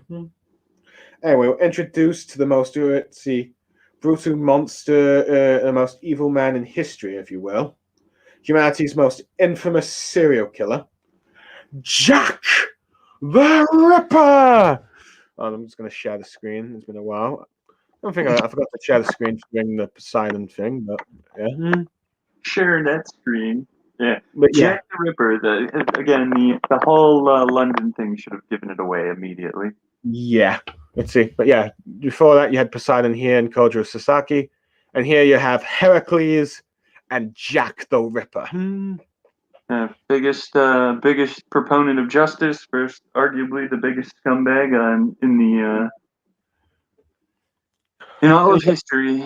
Yeah. Well, maybe not in all of history, but well, there's definitely like brutal dictators I can think of, like Hitler, Napoleon, and Stalin. But we're just talking about from this whole story situation. But yeah, 13 champions of the yeah. humanity. And not to mention, I don't think, and I think the mangaka's probably realized that you don't want to have the actual real life scumbags representing. Probably, yeah.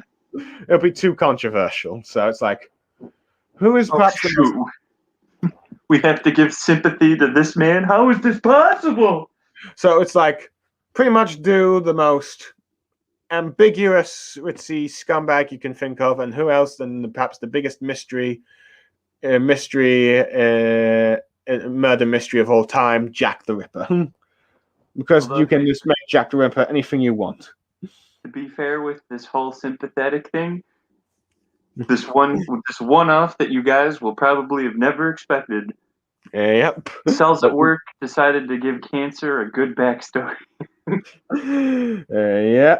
Let's see, but as humanity in the background, mostly news reporters and police officers from Scotland Yard. Let's see, shocked that Jack the Ripper in the flesh, the biggest mystery is revealed, but they're also wondering, why is the biggest killer in human history, let's see, representing humanity in the 4th round? Anyway, and we get our introduction of like the envoy of justice, the human that became a god after defeat during the 12 labors, the one and only Heracles. And as we can see from the god section, he is their eternal hero as they cheer. You even see all these little godly kids, which are probably just made up, really. Let's see, probably future gods, as you will, cheering on. Let's see, Heracles.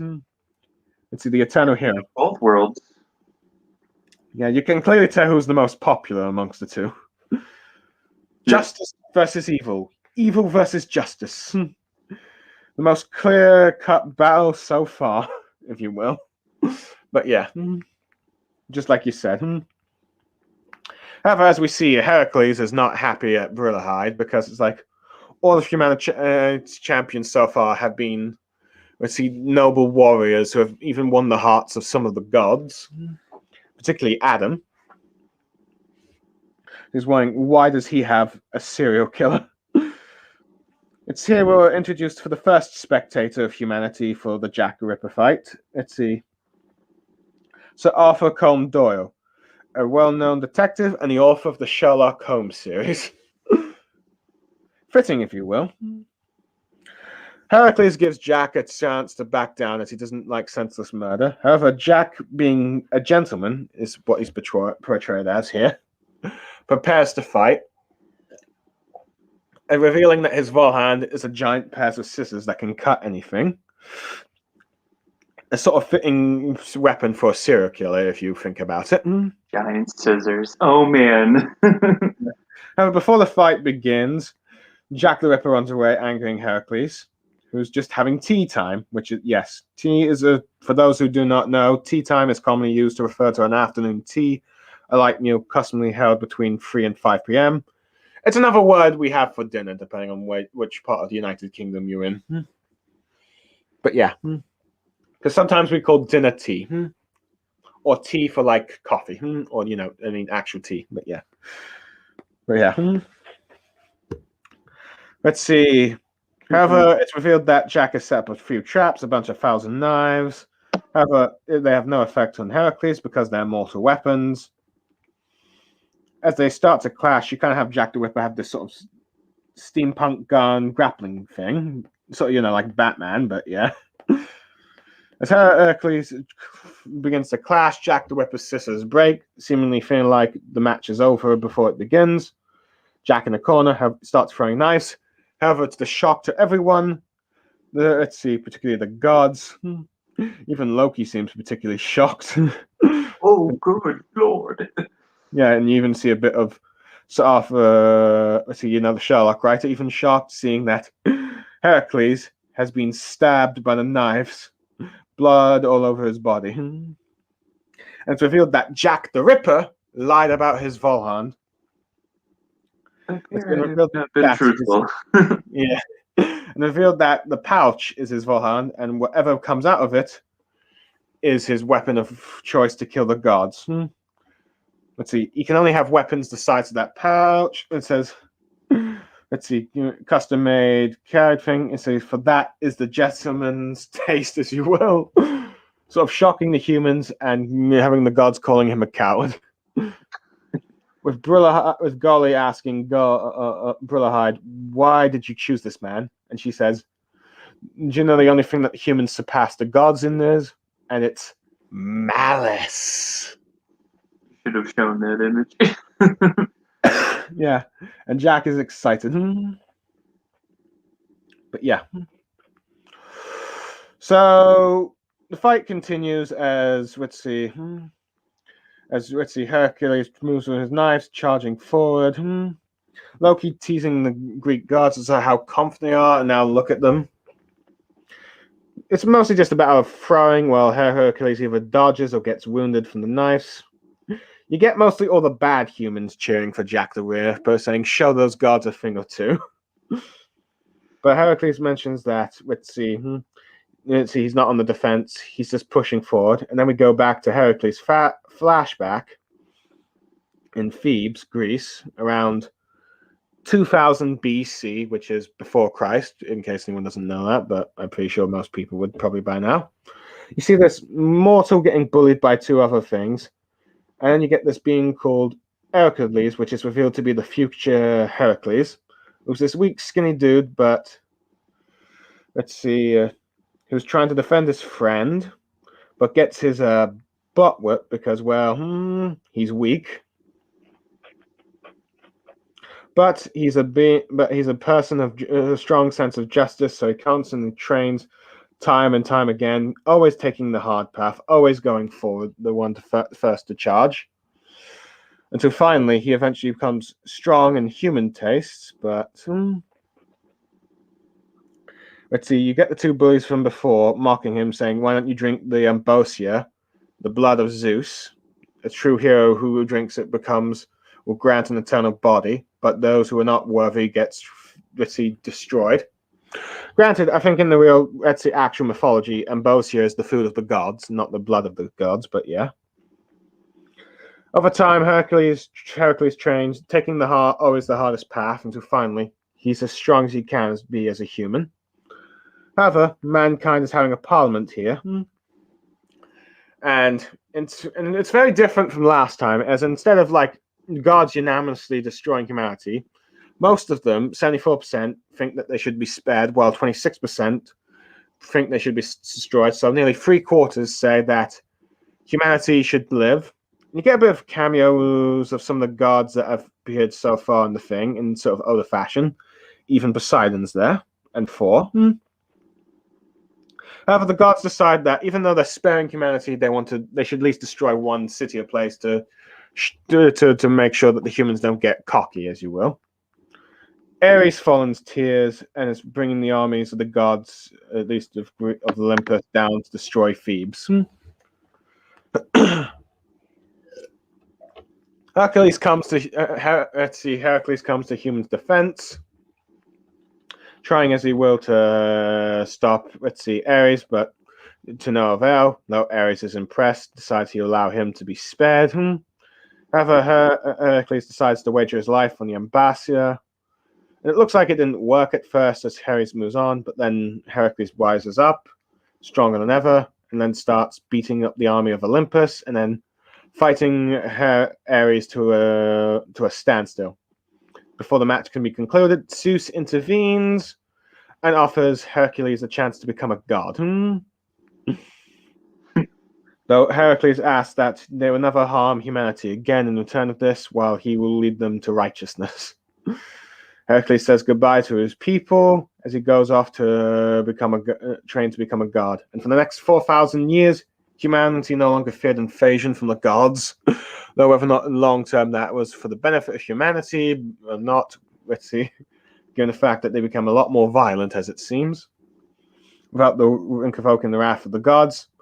And it's revealed that as he's being adopted, let's see, he gets his proper name as Heracles based on the name of his wife Hera out of respect, as he's becoming an adopted son.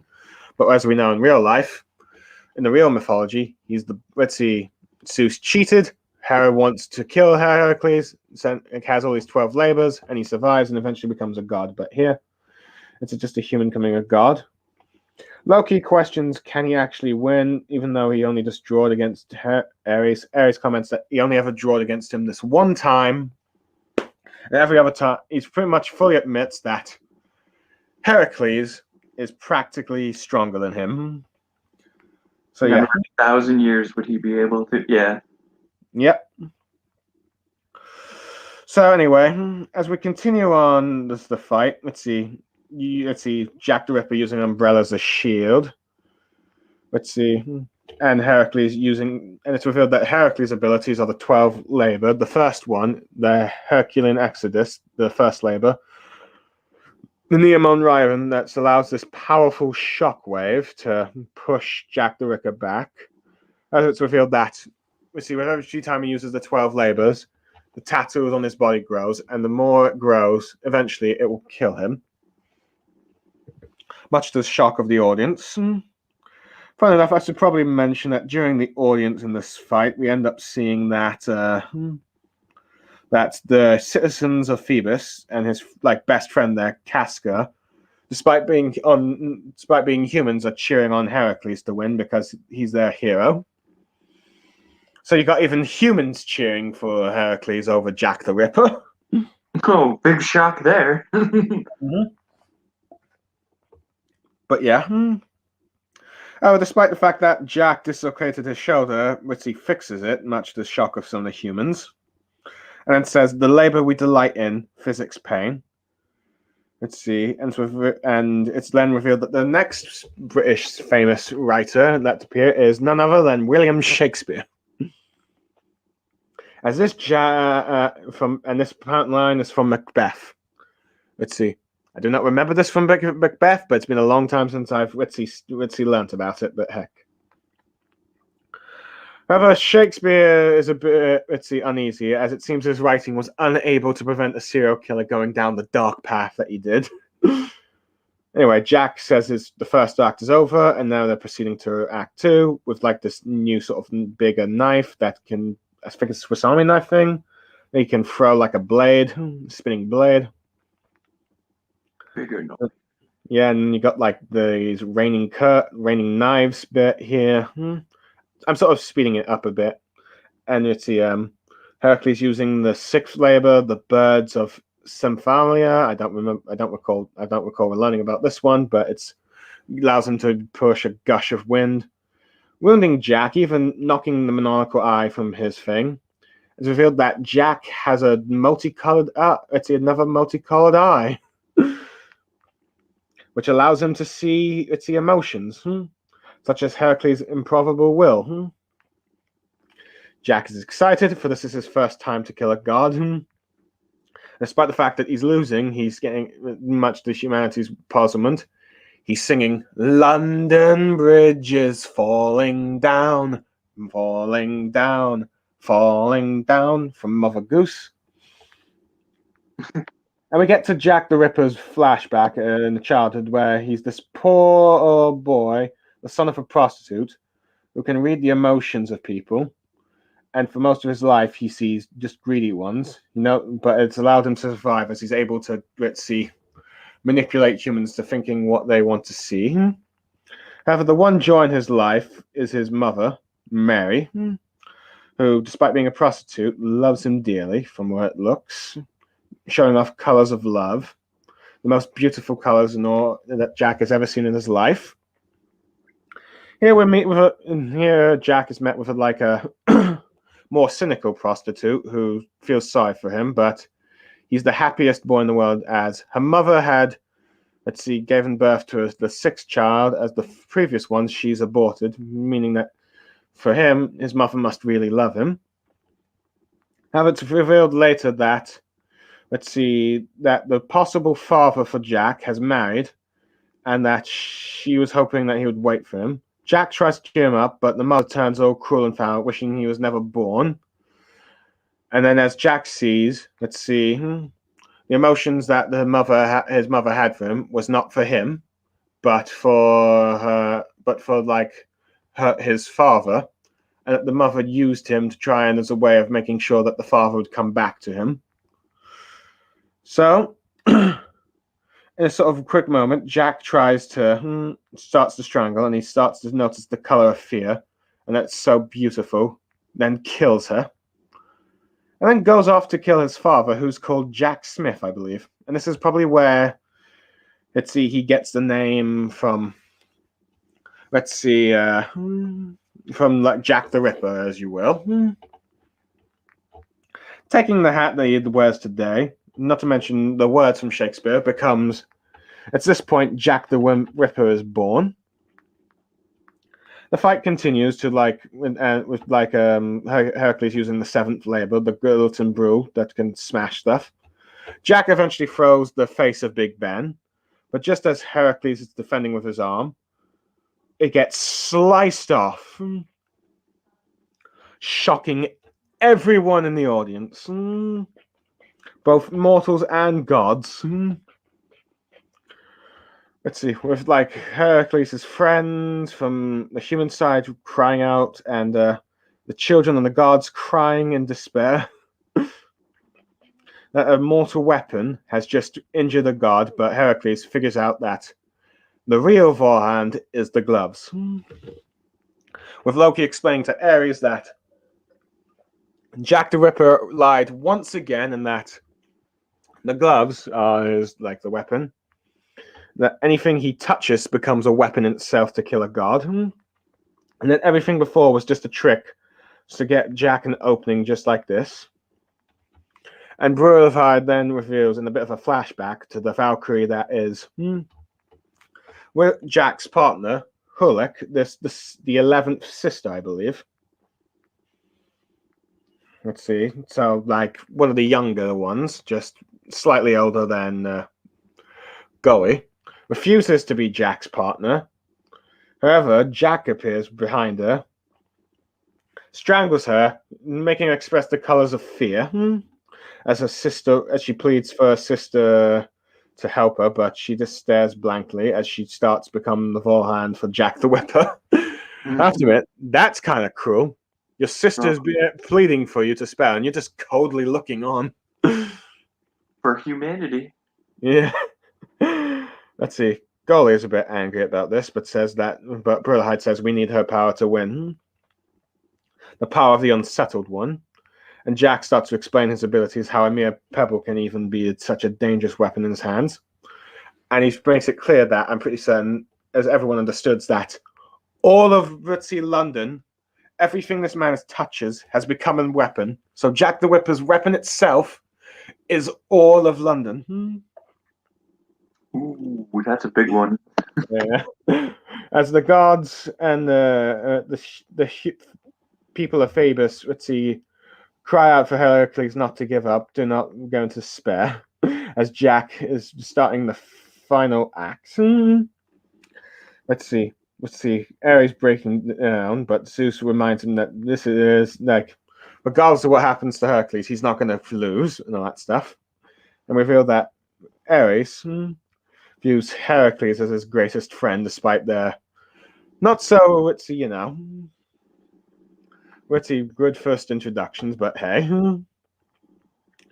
And here's Jack reveals that to Heracles that he can feel the emotions of color, and that Hercules figures out, with that eye of his, he can see the emotions. It's easy. See, even outside of Naruto, you get all these mangas with eye abilities, don't you? Mangareader? What? I was just saying, all these even outside of Naruto, you get all these eye abilities, don't you? Oh yeah, all these extra abilities. Yeah, but yeah, I was just reading some more of Record of Ragnarok. So yeah. yeah, that's understandable. I've got the thing out myself. Let's see. With Jack, let's see, just commenting how, let's see, with all these emotions, it's allowed him to see, and let's see, the color of fear being the most enjoyable, he's continued to kill, let's see, continuously, as it revealed that besides the 5 prostitutes, you have all these other deaths that are not known to the rest of history. As you see a montage of all these people dying and all these gruesome manners. Humanity, with the crowd silence, humanity is shocked at the deaths of his evil, while the gods are disgusted. But Heracles talking about how he has lost to despair and to Hinduism. Let's see, Jack noticing the color changing in Hercules, and Hercules being both of man and god, starts to saying all of the nasty stuff, all the wrongs of humanity, such as jealousy, hatefulness, blah blah blah. But in spite of all that, he says he truly loves humanity, leaving the human crowd to cry, touched by his words, and also some of the other, the young gods and some of the few gods about, even the Valkyries. Though Loki seems a bit just indifferent. I think at this point, nearly everyone's probably, the readers have probably just fallen in love with Hercules. Oh yeah. Yeah, and Jack has noticed that these colors, it's the same as his mother's. In Further 42 it again, as Hercules says he'll save him from his suffering. Save him. Yep. Anyway, as the battle continues, Hercules goes forth to use his, the last of the labor, Cerberus, as it seems to merge with him, becoming sort of like some sort of armor. He looks rather intimidating. Even the crowd's a bit scared of it. So it's pretty much the big. Let's see. Once the labor's activated, as the Greek gods are explaining. Let's see. Time will run out, or if he doesn't kill Jack, and as time runs out, he will die. Jack prepares to fight him in the manner befitting of a gentleman. So yeah. Try as Jack might, he just cannot seem to withstand his fists, even when he's using, holding stuff as shields. Hercules is just that strong in this form. However, Jack gets impaled in the side. It looks like this might be the end of Jack, but he pulls it out. And then brings a building on Heracles. Oh, God. Building. Bringing it down. Yeah. London Bridge is broken down or falling down, but yeah. So it looks at first that Jack has seemingly killed him. It's even the humanity is shocked by just the ruthlessness of Jack is going, as you can see by Shakespeare's and Arthur Conan Doyle's face. But yeah, let's see. You see the children crying. No, this can't be it.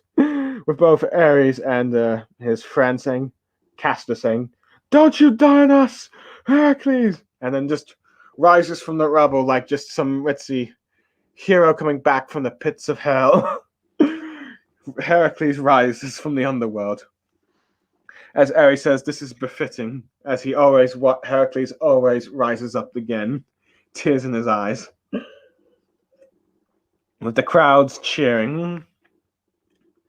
Let's see, with Jack commenting, "Welcome back," and then just laughing at the fact that he's able to confirm with Heracles that that the emotions that his mother gave him were indeed truly fake. And that he's seeing before him true love before him.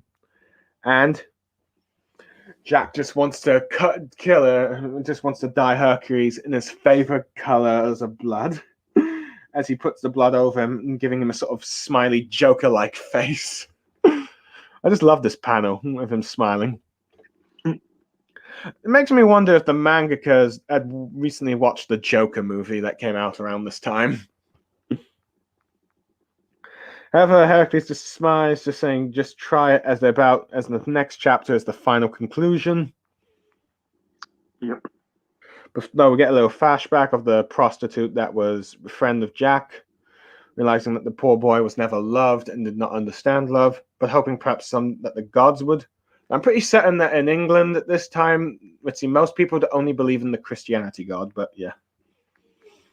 Anyway, the final, let's see, it's the two prepare to continue the finest bout in history, the grand finale, if you will, with everyone just falling on in silence as they two advance. Jack holding a door as both a sword and shield, if you will, as the fight becomes close quarters for the first time.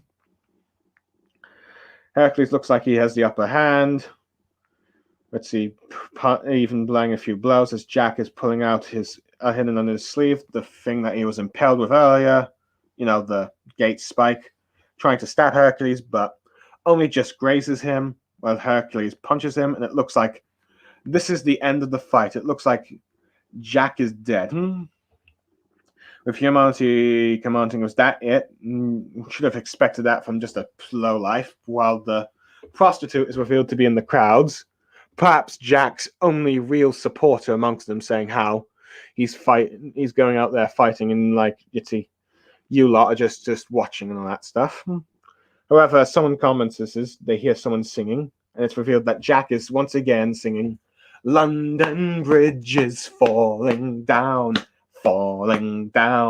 as he gets up, shocking all of humanity.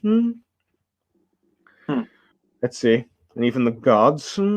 Though it appears Jack is nearly out of consciousness. However, Heracles just smiles, comments just how strong Jack is. And you get a little dream sequence for Jack, imagining what his life would be like if he was raised by parents and he had just like a simple childhood. As the two look like they're doing their final strikes, Jack misses and Heracles hits him again. Looks like he's about to fall. Dead this time. Sorry, what's that? I said, ooh. As in just... Ah, yeah. They're just missing, so it's like, oh no, is Jack going to lose? Yeah, and Heracles just commenting, "You don't need to suffer anymore," as he's about to deliver the final strike. However, Jack steps up with his hands behind his back, pushes his hands forwards, and stabs Hercules in the chest, shocking everyone watching it. And it's revealed that this technique is called Dear God, in which Jack is naming it after him. Let's see, everyone's confused at first of why a mortal's bare hands could stab the flesh of a god. And Hercules realizes that it's his blood. He covered his blood with his gloves to make a new weapon, to make his hands a weapon. He comments Jack on this clever strategy and then asks, did he change his colors in the end? And Jack comments, says, no, it's his loss on that part. Hercules comments how he never changes. It looks like he's about to strike him down. Instead, he embraces Jack, saying that no matter what, he will always love humans. Let's see, with Jack sort of smiling, saying, "Oh God, how stubborn you are," as Hercules begins to fade to dust. With Loki commenting, even if he lost the strength to strike, he lost the strength to embrace his opponent. As the crowd starts tearing eyes, as Hercules is starting to fade away, Heracles says it was a good fight and apologizes for Brillahide and leaves the rest to her to save humanity as he loves them dearly. As he disappears, you see Ares, the people of Thebes, the children, the gods, crying in despair as he's died. Let's see Zeus and Hermes looking on in silence. Loki, even Loki seems a bit shaken up by Heracles' death, with Brillahide staring down and Goal crying. And just Jack's hand looking up at an image of Heracles and wondering what color he must be right now. The fight ends in 26 minutes and 57 seconds, with Dear God being the finishing move, and Jack the Ripper, the fourth victor. I have to admit, what did you think of this fight? This fight? I gotta admit, as I mentioned earlier, if the Kojiro versus Poseidon match was the second best narrative-wise, then this would have been the first.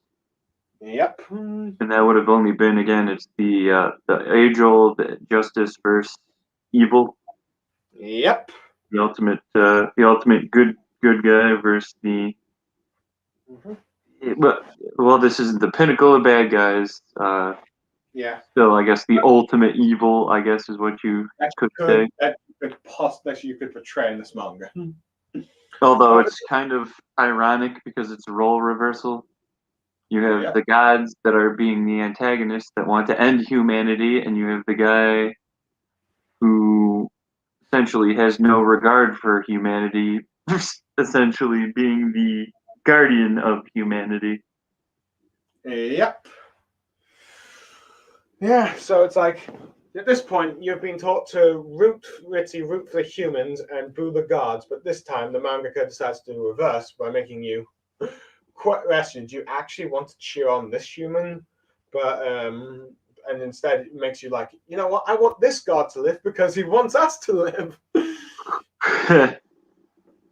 Although I guess for the future of this manga, I guess you could argue that you could make a statement later about Heracles, but yeah, him being for human. I mean, again, he's the best of both worlds. He started as humanity. He learned the best and worst of humanity. Grew up kind of despising the gods because they kind of interfered with man's actions and whatnot. Obviously, became a god. Learned the god ways and became a champion to them. Yeah, they all love him. They even have action figures of him. I know. Like the movies. Like, oh, jeez, how did this man become both beloved by human and God? Yep. So, yeah, but I need to just quickly do something for a minute. Can you just comment on who did you expect to win the fight in the end? sure. Well, Sure, why not? I'll keep the audience busy. Hey, guys, it's me, Mangareader here. No, I'm just kidding. No, if I was going to say who I expected to win, in the ways that I knew Thor would win, I would have kind of expected just based on Hercules, or Heracles, I guess in this case. Popularity throughout history, you'd have, I guess maybe I expected Heracles to win. If only because it would hammer home that victory after defeat, or well, in this case for the humans, after they finally got a first win, how much of a struggle it would be for the humans to actually oh man, I'm having some struggling here. Basically, how difficult this situation really is for the humans against the gods. Yeah, but I'm back now. Thinking into it, yeah. But I'm just saying, thinking into it. Unless you didn't know that I was still going, but yeah. I was just letting you know I was back. I'm back now. Oh yeah, that's good. Hooray! Sorry. Either way, I was just going to say that, but with humanity taking back-to-back wins to tie up the situation, it basically pinpointed that humanity isn't as weak as the gods make it out to be. Yeah. Like, just hammers home. Hammers it home. From what I understand, most people didn't know who was going to win this or not, but I think some figured that Jack the Ripper was, just because it'd be all the more tragic that the god who loves humans the most is the one that dies by a human's hand. But yeah. I think it's no doubt the saddest death in the series so far. I don't think it would have mattered who ended up dying. I think comments, at least one section of comments I was reading was like, face it, it doesn't matter who would die. You would probably end up crying. You probably would end up crying. Yeah, but because you kind of do actually feel sorry for Jack the Ripper with his backstory. Like, geez, man, if what is with Japan and making people that are kind of notoriously bad kind of have like these I mean, I understand that every villain has like a tragic backstory or whatnot. But geez, some of these more real life people that you just probably wouldn't even still feel that sympathetic for or certain things just Yeah, happen. Japan does have a habit. Manga and anime does have a habit of making former villains who've done some very questionable things become good guys in the end, Yeah. or reform. Well, I don't think Jack became a good guy, but he did help out humanity by getting a victory there. So Yeah. Now, granted, it does seem like this fight has changed Jack quite a bit. yeah, I mean, going forward, potentially, we don't know if Mhm. we don't know how often we'll see if characters are going to be as reoccurring as. Yeah, but we'll get to that in the fifth round. But before that, let's see. Heimdall, sort of, let's see. Comments that the winner of the fourth round is Jack the Ripper, though in a sad state, as he is a bit sad, but yeah. Anyway, the Valkyrie leaves Jack, let's see, asking, a bit angry about how she was used, but asks, how does it feel killing a god? Jack does not know, as this is unfamiliar feeling for him, and she reveals that he's sad. She goes to wash up, but tells him to go heal himself. Jack, thinking about Hercules, wishes that if his one wish could come true, it would be to see Hercules again. However, he is a bit wounded. The audience conflicted on the matter. They did not give the wounded victor praise, but instead abuse, with all the godly children throwing rocks and whatever they can at him, saying they wish he'd died and give us back our Hercules. Humanity just silently watches on, with a caster from the Humanity going like, let's see, he's so angry, he's about to throw a rock, but remembers Hercules' words. All he can just do is just cry in agony as he's lost his best friend. With like a the author of Sherlock saying how Jack is just truly an evil human. Though Shakespeare says, "Nay, I thought not thy eyes, for that man is truly human." The only one cheering, Jack the Ripper on is the prostitute. Basically, yeah. Yeah. Loki commenting on the strategy he did. And how Mars won out at the end. But but Ares says that what we should be praising is Heracles never giving in, and he shall move forward for his sake. However, Zeus is not happy. Breaks his part of the palace thing. She's clearly pissed off about what's going on, not wanting humanity to get the slightest lead. Golly Crest getting mad at Brillide, saying that, are you happy now that Hercules is dead? However, Brillahide goes to her own private quarters and revealed that she's putting a cup shrine to the fallen champions of humanity, and has put brother Heracles there, sure that he would forgive him for putting him with humanity.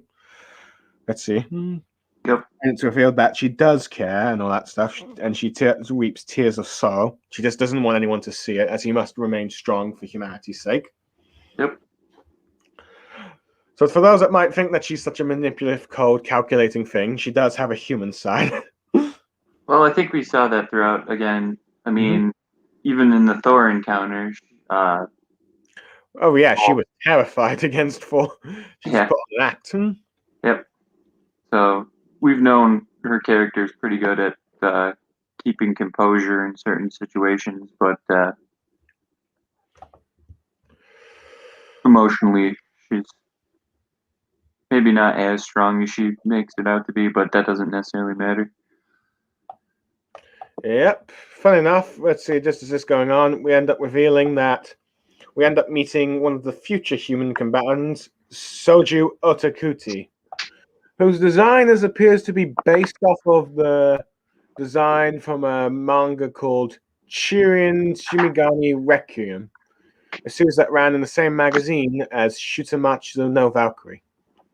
So in a sense, it's like a continuation of this character from that manga series, if you wanted. Yeah, it seems like some of these characters have some spin-offs. Yeah. I do know that Lebu has one, and I know that, let's see, and that there's a Shimigami manga, though, of course, if Four Life was here, he'd probably just comment on the Shimigami from the Gintama version. Oh, yeah. So, yeah.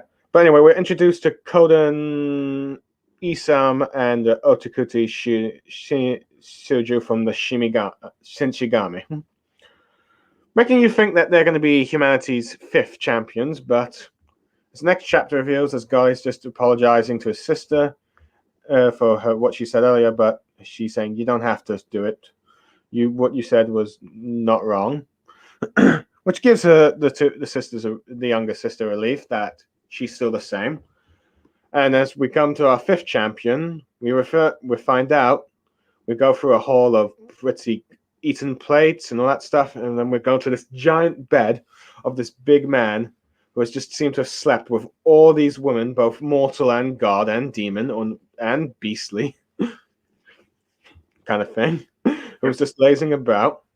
Gluttony, lust, and sloth. He's the incarnation of desire, as Go puts it. And it's revealed that as Brotherhide wakes him up, chasing out all the naked girls, as you will. Oh, yeah. Let's see. As the giant figure goes out, thinking that they want to have a go at him, have a piece of him as well. Let's see, though Brotherhide stops him from doing that.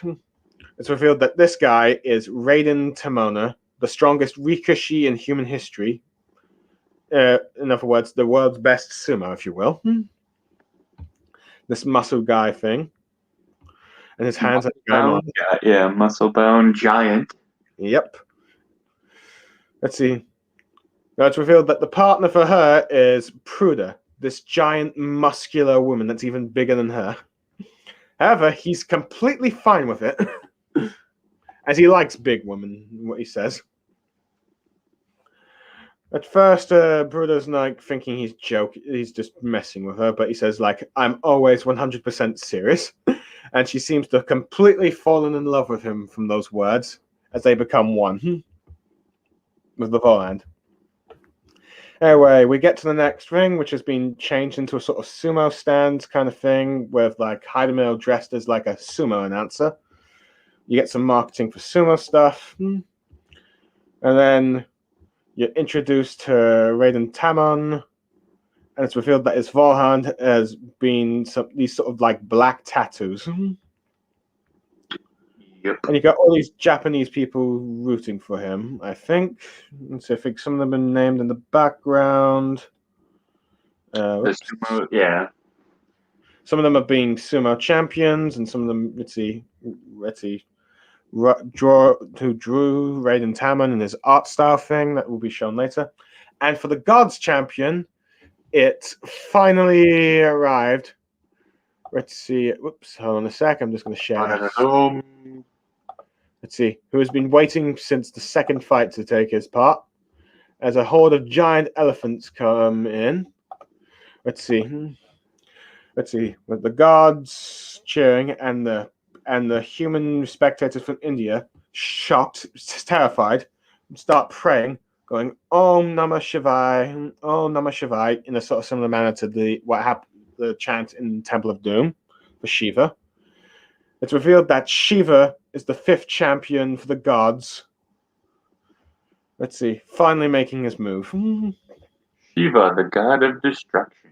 Yep, the god of destruction versus the world's greatest sumo. Oh man, where could this possibly lead to? Yep, both sides tied 2-2. This one will will determine the lead for the time being. Anyway, you have all the Indian gods cheering him on. You see like his first 3 wives, I believe, Kali, Pativia, and Duga, and his son Gensha. You know, the elephant one. Yep. I believe the one that he chopped the head off and then gave him an elephant head afterwards. But yeah. Basically, Anyway, Bootleg homage to the gods of destruction of the Dragon Ball Super era. Yep. Or the opposite, doesn't matter which. Yeah. Anyway, he's just then Raiden's just throwing some ginger, some salt or something as a sort of sumo ritual to begin the fight. Yep. Let's see. We go back to like our three main spectator gods, Zeus, Hermes, and Loki. Let's see, Loki asking where Ares is. He's going off to, let's see, mourn for the loss of Hercules. While Loki and Zeus also walk off. And as you can see, they are furious. Anyway, the fight begins. You're expecting a standard sumo bout, but instead, Raiden kicks Shiva in the head. Sort of just testing his abilities. With the less of sumo and more kind of wrestling style. Yeah. Drop kick. Yeah, you can't get Ares coming back after crying. However, he doesn't think humanity will win this match. Anyway, as Shiva's kicked back, he's just smiling, saying, "This was so worth the wait." And then Raiden just charges as he blocks and punches. I think even using his arms to advantage since he has 4. Using ones to grab and punch while throwing him up. Yep. Let's see, Shiva's excited to fight, however, Raiden Tamon isn't so much. You get spectators cheering, you get the 4th Yakuzin Tankasi Kanji Soku and Onigari Kashibo for the Japan. 2 famous sumo wrestlers, I believe. Yeah. Kakashiki Hoshiki, who seems to have done the most well-known famous image of the sumo. So yeah. Anyway, the scene cuts over to this. Let's see, this figure eating a lollipop as Loki's looking down on him. And it's revealed that he is one of the future companions of, of Ragnarok for the gods, Buddha. Oh, yeah. Yep. Buddha's asking why he's here, while Loki's just glaring on at him menacingly. I have to admit, I do like Buddha's design. I have to admit, he's not what would you expect for Buddha, would he? Is he? Not really. He's probably like a modern-day guru, if you kind of think of it. This is the guy that found enlightenment. Yep.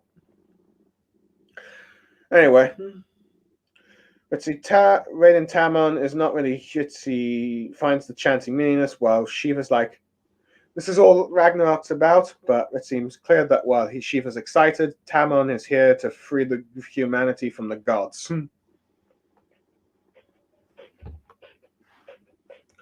Anyway, hold on a second. I just need to change the tablets of phones because Oh. let's see. No, I'm using my laptop for the streaming thing, but to look at the chapters, I'm prompting it from the tablet to the phone. Oh, we gotta be learning on the fly. Yeah, well, that's what happens when we've gone over what we intended. But hey, long story short for this part, guys, it's just Buddha verse, and he doesn't even verse. It's Loki and the 7 lucky gods. Yeah, let's see. Pretty much, you're having Loki questioning Buddha about loyalty. Yeah, about the ability that the concept of Volhan that's come from something that he does about with 2 people becoming 1. So, but before that, there's also a bit of flashback to Raiden Tamon about as a child he was unable to walk into his 2, but his muscles were so strong that he could not withstand them, so he had to restrain himself in order to live, pretty much. As he's always holding himself back, but the Volland allows, the 100 seals, as it were, with the Volland that Pruda does, he's able to release his full strength. But yeah. Full muscles, yep. Yeah, it's revealed that throughout his entire life, he has not been fighting with his full power. Can't control those muscles, guys. Yep. So yeah. So but like you said, Loki's been questioning Buddha about how the Valkyries are able to fight the gods, turning into weapons and then killing them. a concept that from his method, let's see, common destiny, as he will. Abilities that made it possible to counter the gods, as we see images from like the previous fight and the fallen Valkyries. Buddha not really listening because he's not caring what Loki's saying. But he's saying, just get to the point. So Loki's just saying, are you a traitor? And he goes like, what if I am? He'll kill him. And then, like you said, the 7 lucky gods have entered the thing with Bishamonten, one of the future combatants of Ragnarok, also there, the leader of the group, wishing to execute Buddha for his treachery. Though Loki wants to do it himself, though before the fight begins. Let's see, you have Sakashi Kojiro appearing. Let's see, and to Buddha's defense, along with, let's see, both Okaji and Kondan from the Shinsigami. And it looks like it's going to be a 4v8 match between 3 of humanity's swordsmen and Buddha against the 7 lucky gods and Loki. Right. So, yeah. I do like how, let's see, despite the fact that while this is moving away from the fight a bit, it's a little side plot. It's like building up like some of these future battles with like showing future contestants from both the gods and human side, and even having some of the humans appear after a long time, as all the humans so far have only appeared in their round of the fights, while the gods have appeared in multiple. And you've also for the first time seen a future human. Let's see, before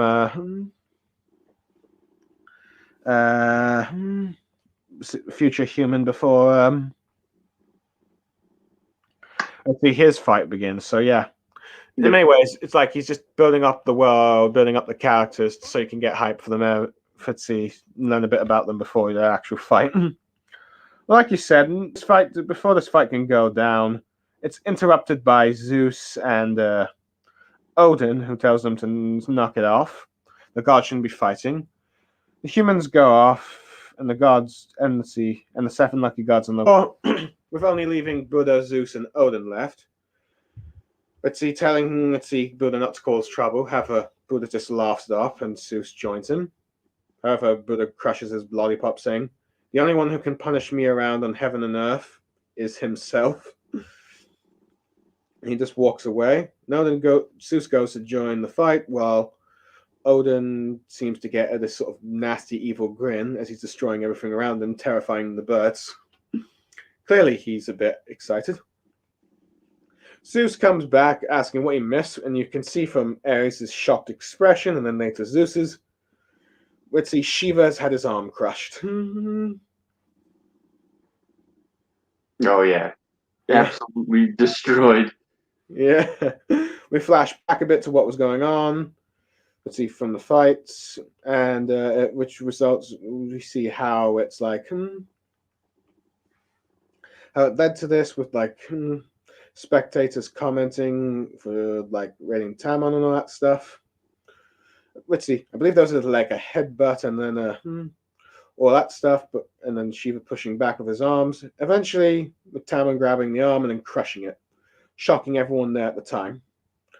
And for the first time in this entire Ragnarok, you have the majority of the gods worried and afraid that they're going to lose because if they lose this one, not only will humanity take the lead, but they would also have lost for the 3rd time in a row. However, all the Indian gods are confident that Shiva can do it. So we get a little, I believe, a flashback. We get quite a few flashbacks in this match. And that before a little bit of more of the two combatants battling it out. Let's see, headbutting and punching each other. Oh, this is full out brawl, man. Yep.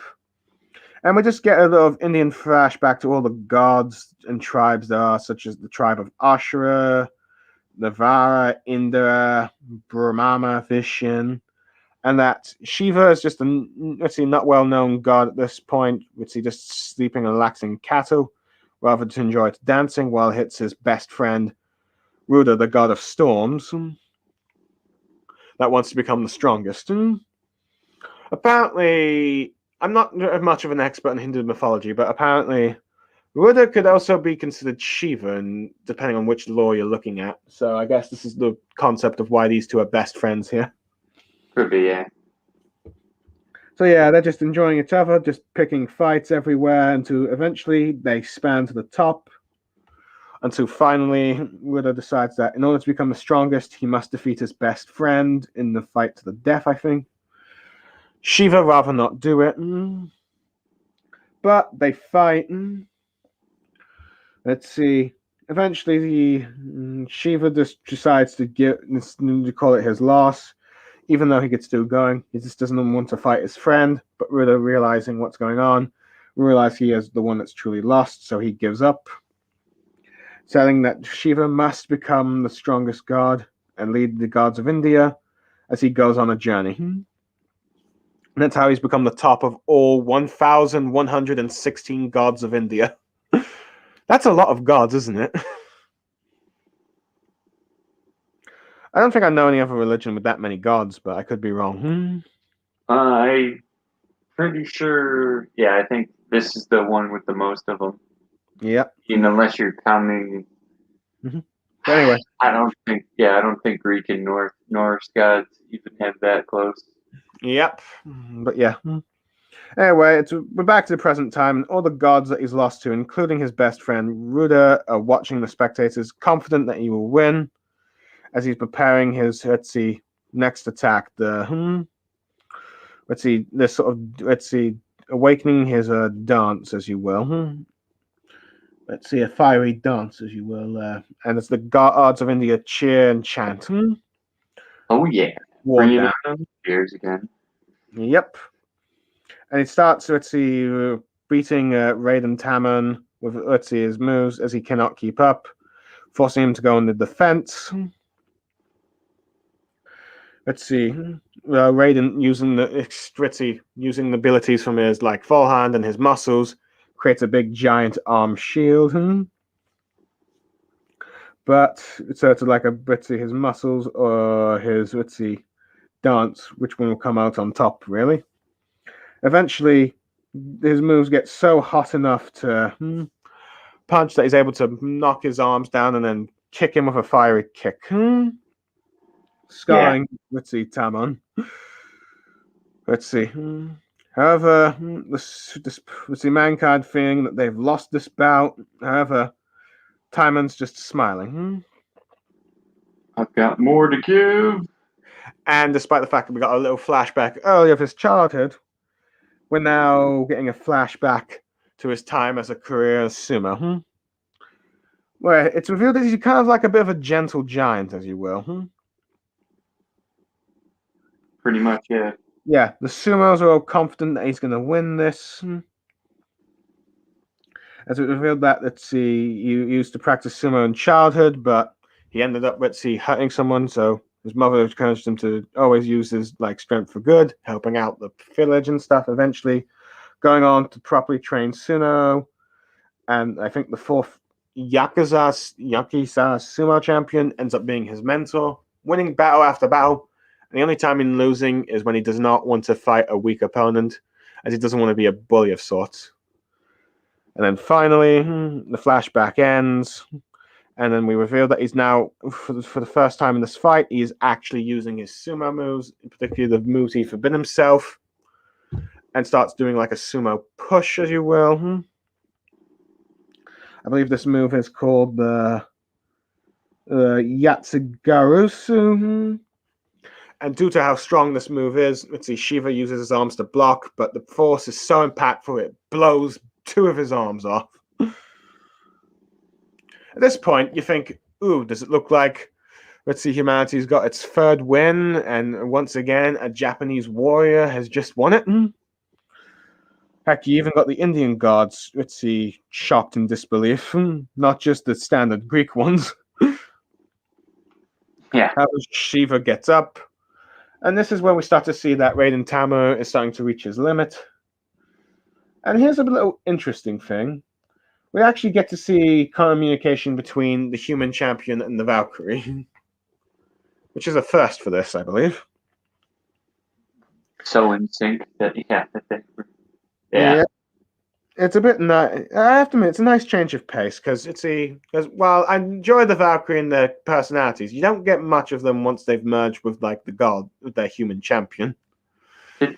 I think the winner, yeah, this was the first time, at least for the loser, or well, the The one on the the one that's losing yes, fighting currently, yeah, that's actually communicating with the thing during a fight. yeah. Because the She's at losers didn't really have anything going for them, and the ones that won the had beginning. some personality to them, though. Yeah, but it was only you only saw that at the beginning or the end of the fight.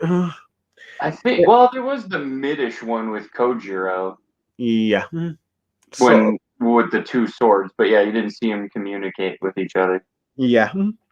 Anyway, she says you can stand down now, but he's having so much fun with the city that he wants to fully go out as a sumo. However, let's see, she's fallen in love with the man, so she's giving it his all to make sure he wins. Anyway, as it's very clear that at this point, the man who's the peak of Shavagat, I apologize to anyone that's of Hindu face if I'm pronouncing these names wrong. However, you've got as he starts to, but he put his fingers in his chest and starts pumping his heart, preparing for his final, dance, as you will. Is Turning this year the second? yeah. Let's see his body burning up as it's called the Tangduki Kurama. Yeah. Let's see. Dance till he burns up. So you got like history's strongest Rikishi and the Shava's mightiest destroyer. Both, let's see. People who do not think are similar, but the way the fight this manga's portrayed them, the pinnacle of their respective societies, in a similar way to Thor and Loki, both have their own things to protect. For Tamon, it's his people, and for Shiva, it's his fellow gods and his rival. Let's see. Determined to win. Let's see. So yeah. So this is where these two are similar. That bout continues with both sides being moved by the fight, and I think the sumo artist drawing and drawing and drawing as the bout keeps going and on to let's see, and you actually end up seeing the people from let's see, and I think you end up seeing the people from let's see, Tamon's village cheering him on, hoping he will win and win. Even his parents, with the mother feeling like she's pushed him too hard. He's up to this bit. So as the two are like battling it out, eventually, I think he even gets sort of like. Oh yeah, I should comment that Shiva did notice that his best friend was in the audience, but yeah. So you just get everyone excited: the sumos, the family, the Indian guards, the regular guards. I think you even got Zeus and Hermes doing their dance again. I think so, yeah. I think you and the artist just drawing after drawing after drawing of this fight. You get this sort of like nice ink like clash double spread of the two. And then you get to the final move. And just as they're blowing between I think from the looks of it, one of the arms is burnt off, the crush arm. And I think it's kick versus fist. Yep, it's the palm of the fist. Yep. However, as it becomes clear, the fist is strong. The kick is strong enough to rip Raiden Tamon's arm in half. Yeah, it goes right through. Yeah. Yeah, in a very brutal fashion. Something you would not see in Shonen Jump. Not at all. Nope. Let's see, as it's clear that at this point, Tamon has, lost. And admit that he's lost the thing. He gives Fuda the chance to call off the violent thing so she can live. However, Fuda decides that, once she fell in love with a man, she'll stay with him for the rest of their life. Tamon's just like, how lucky a man I can get. With a, Golly crying in the background, realizing that she's just about to lose another sister. With Tamon saying it's been a pleasure, and Shiva calling, giving his respects to Tamon, kicks him in the face, slicing it off, as you will. calling him out his name and saying that was the best match of his life. And the winner of the 5th round, as the third Valkyrie to fall, crumbles to dust as well, and the third oldest. The third winner is Shiva. The match lasting 11 minutes, 16 seconds, with the final move being Dalvaka. And once again, the gods have claimed victory. Damn. Yep. Just when you think humanity might just win the third match in a row, they lose. Can't have them all. Yep. I think this one, if we're going to talk about it anyway, I think this one actually had me constantly flip back and forth because of the flashbacks. Yeah, it's like I didn't know who was going to win at the end. On one hand, I partly discussed with my brother this. On one hand, it's like, okay, Shiva's a recurring character, and so far the recurring gods are the ones that have, for most part, been winning the victories, while the one-time gods are the ones that have lost. While, and also not to mention the fact that Shiva is a god that's still worshipped to this day. So you're wondering if the mangaka would try and actually kill off someone who is worshipped and possibly anchoring an entire country's faith or something. But yeah. Well, you have a guy who beat 1,000 gods, 1,000 plus gods, and he's known as the god of, creation, but more importantly, the god of destruction. So, Yep. Well, on the other hand, for for the Japan, and from the other side, you have another Japanese champion, and you wondered if, and this is apparently some people were wondering, okay, is it going to be just the Japanese that win all their fights and all that stuff? I think that's what I've heard some people say, but oh no, I'm sort of glad that's not the case because, because then it means that 4 out of the 7 wins come from Japan, and that means that everyone outside of Japan ends up losing, with the exception of a few. You'd have to have 3 non-Japanese winners, which would really tamper on what would ultimately be the victories. Yeah. Again, that's even assuming. That's just assuming that humanity actually wins all 7 matches, not all 7, but wins 7 of the 13 matches. Yep. I'm not even 100% certain that'll happen. Yep. Let's see. As for what I think the final outcome of this would be, I'll talk more about it. But anyway, before that, we'll just talk about what's currently happening in the remaining 6th round. You pretty much have all the Indian gods cheering Shiva as he's just won. Let's see, including his family. The gods just relaxing. Okay, he won. Ares wondering if Raiden Tamon perhaps just continue with what he was doing earlier instead of his traditional sumo, he might have won, but Hermes says it's the opposite. And it's pushed Shiva to the brink that he was. And you have all the sumos crying, but then you have the 2 main ones that you've been following. Let's see, starting a Hachimat and a Hanamachi as a perfect sort of retirement ritual for sumos, as they're just doing this now to remember him off. Yoshi, and you've got Taman's family and some of the artists crying as they realize that he's gone for good now. Let's see. And apparently this chant, echoed throughout the falls of Valhalla for ages to come. With Shiva finally reuniting with his best friend after so long, and then you have Zeus arriving. Yeah. And then finally going to admitting to Zeus that you're right, humanity is strong. Yeah. Sort of closing off the little scuffle that they've been having for the last few rounds. Since the Greeks have always been getting in the way of his fights. Pretty much. Yeah. And then you go to our 2 Valkyrie sisters, with Goli thinking back to the big sister, how she wants to be strong like her, but she's saying, nah, you should remain cute, otherwise no man will fall for you. Kind of thing. But yeah. Yes, it's about girls finding boy talk, but it's kind of nice actually. Yeah. It's like being a big sister being considerate to the younger one, but the young one's admiring the other one. Let's see. She's glad that her sister's happy in the end, but she cannot. Let's see. But she cannot cope with the losses. And asks his Brillahide why go so far. In a sense, and Brillahide comments on Adam's first words, saying, "Is there any man who needs a reason to protect what's dear to him?" And then, let's see, she goes to her close grooms, adding Raiden Tamon to the list of the fallen. Let's see, commenting how she thought she would to stay strong, but she's much weaker than she expected.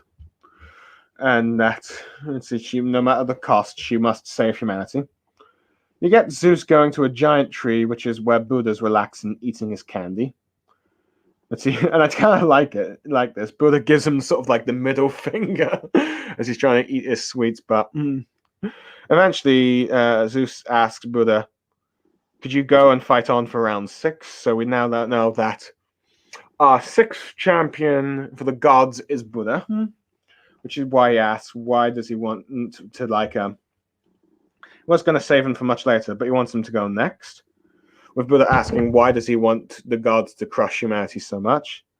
And Zeus just responds that he just wants to win at this point. As long as the gods fight, they must win. We can't lose. Yeah. Laughing and cheering for his spirit, he says, "All right, he'll do it, Zeus-chan," in a sort of just friendly man as he can, even hugging him. Anyway, Goalie has gone off to the medics to try and get some bandages for the sister's wound that she just self-inflicted on him. Help in any way I can to help her little sister. However, she ends up overhearing the 7 lucky gods, particularly the one that got his hand damaged by a toothpick from Buddha. However, not all the lucky gods are in there, and Bishamonton is outside, thinking that Gully is spying. She ends up tripping into the 7 dark lucky gods room, and it looks like she's about to be killed by the gods, but is end up being saved by none other than Jack the Ripper, who offers them some tea, but they do not want the tea, and then they just leave. Because the leader says, "I will not tolerate unwanted killings." They'll kill traitors, but not unwanted killings, but hey. Either way. Let's see. Jack checks if she's okay, but she comments about how they're 7 gods. Which Jack goes 7, yeah. And as we see from Jack's eye, they all seem to appear to have the same soul. As let's see, Jack is coming into Assumptum is mortal's chiefest enemy, which is a line from Shakespeare's Macbeth, or reference to it, but sorry, go on. Oh, yeah, I mean, that was one of the things that I was reading prior to that, was that, the 7 lucky gods we all came to thought aren't actually 7 gods. They all share a single. So, that's interesting.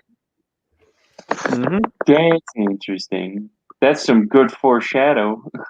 Yep, and it makes me wonder about this 6th fight, but anyway.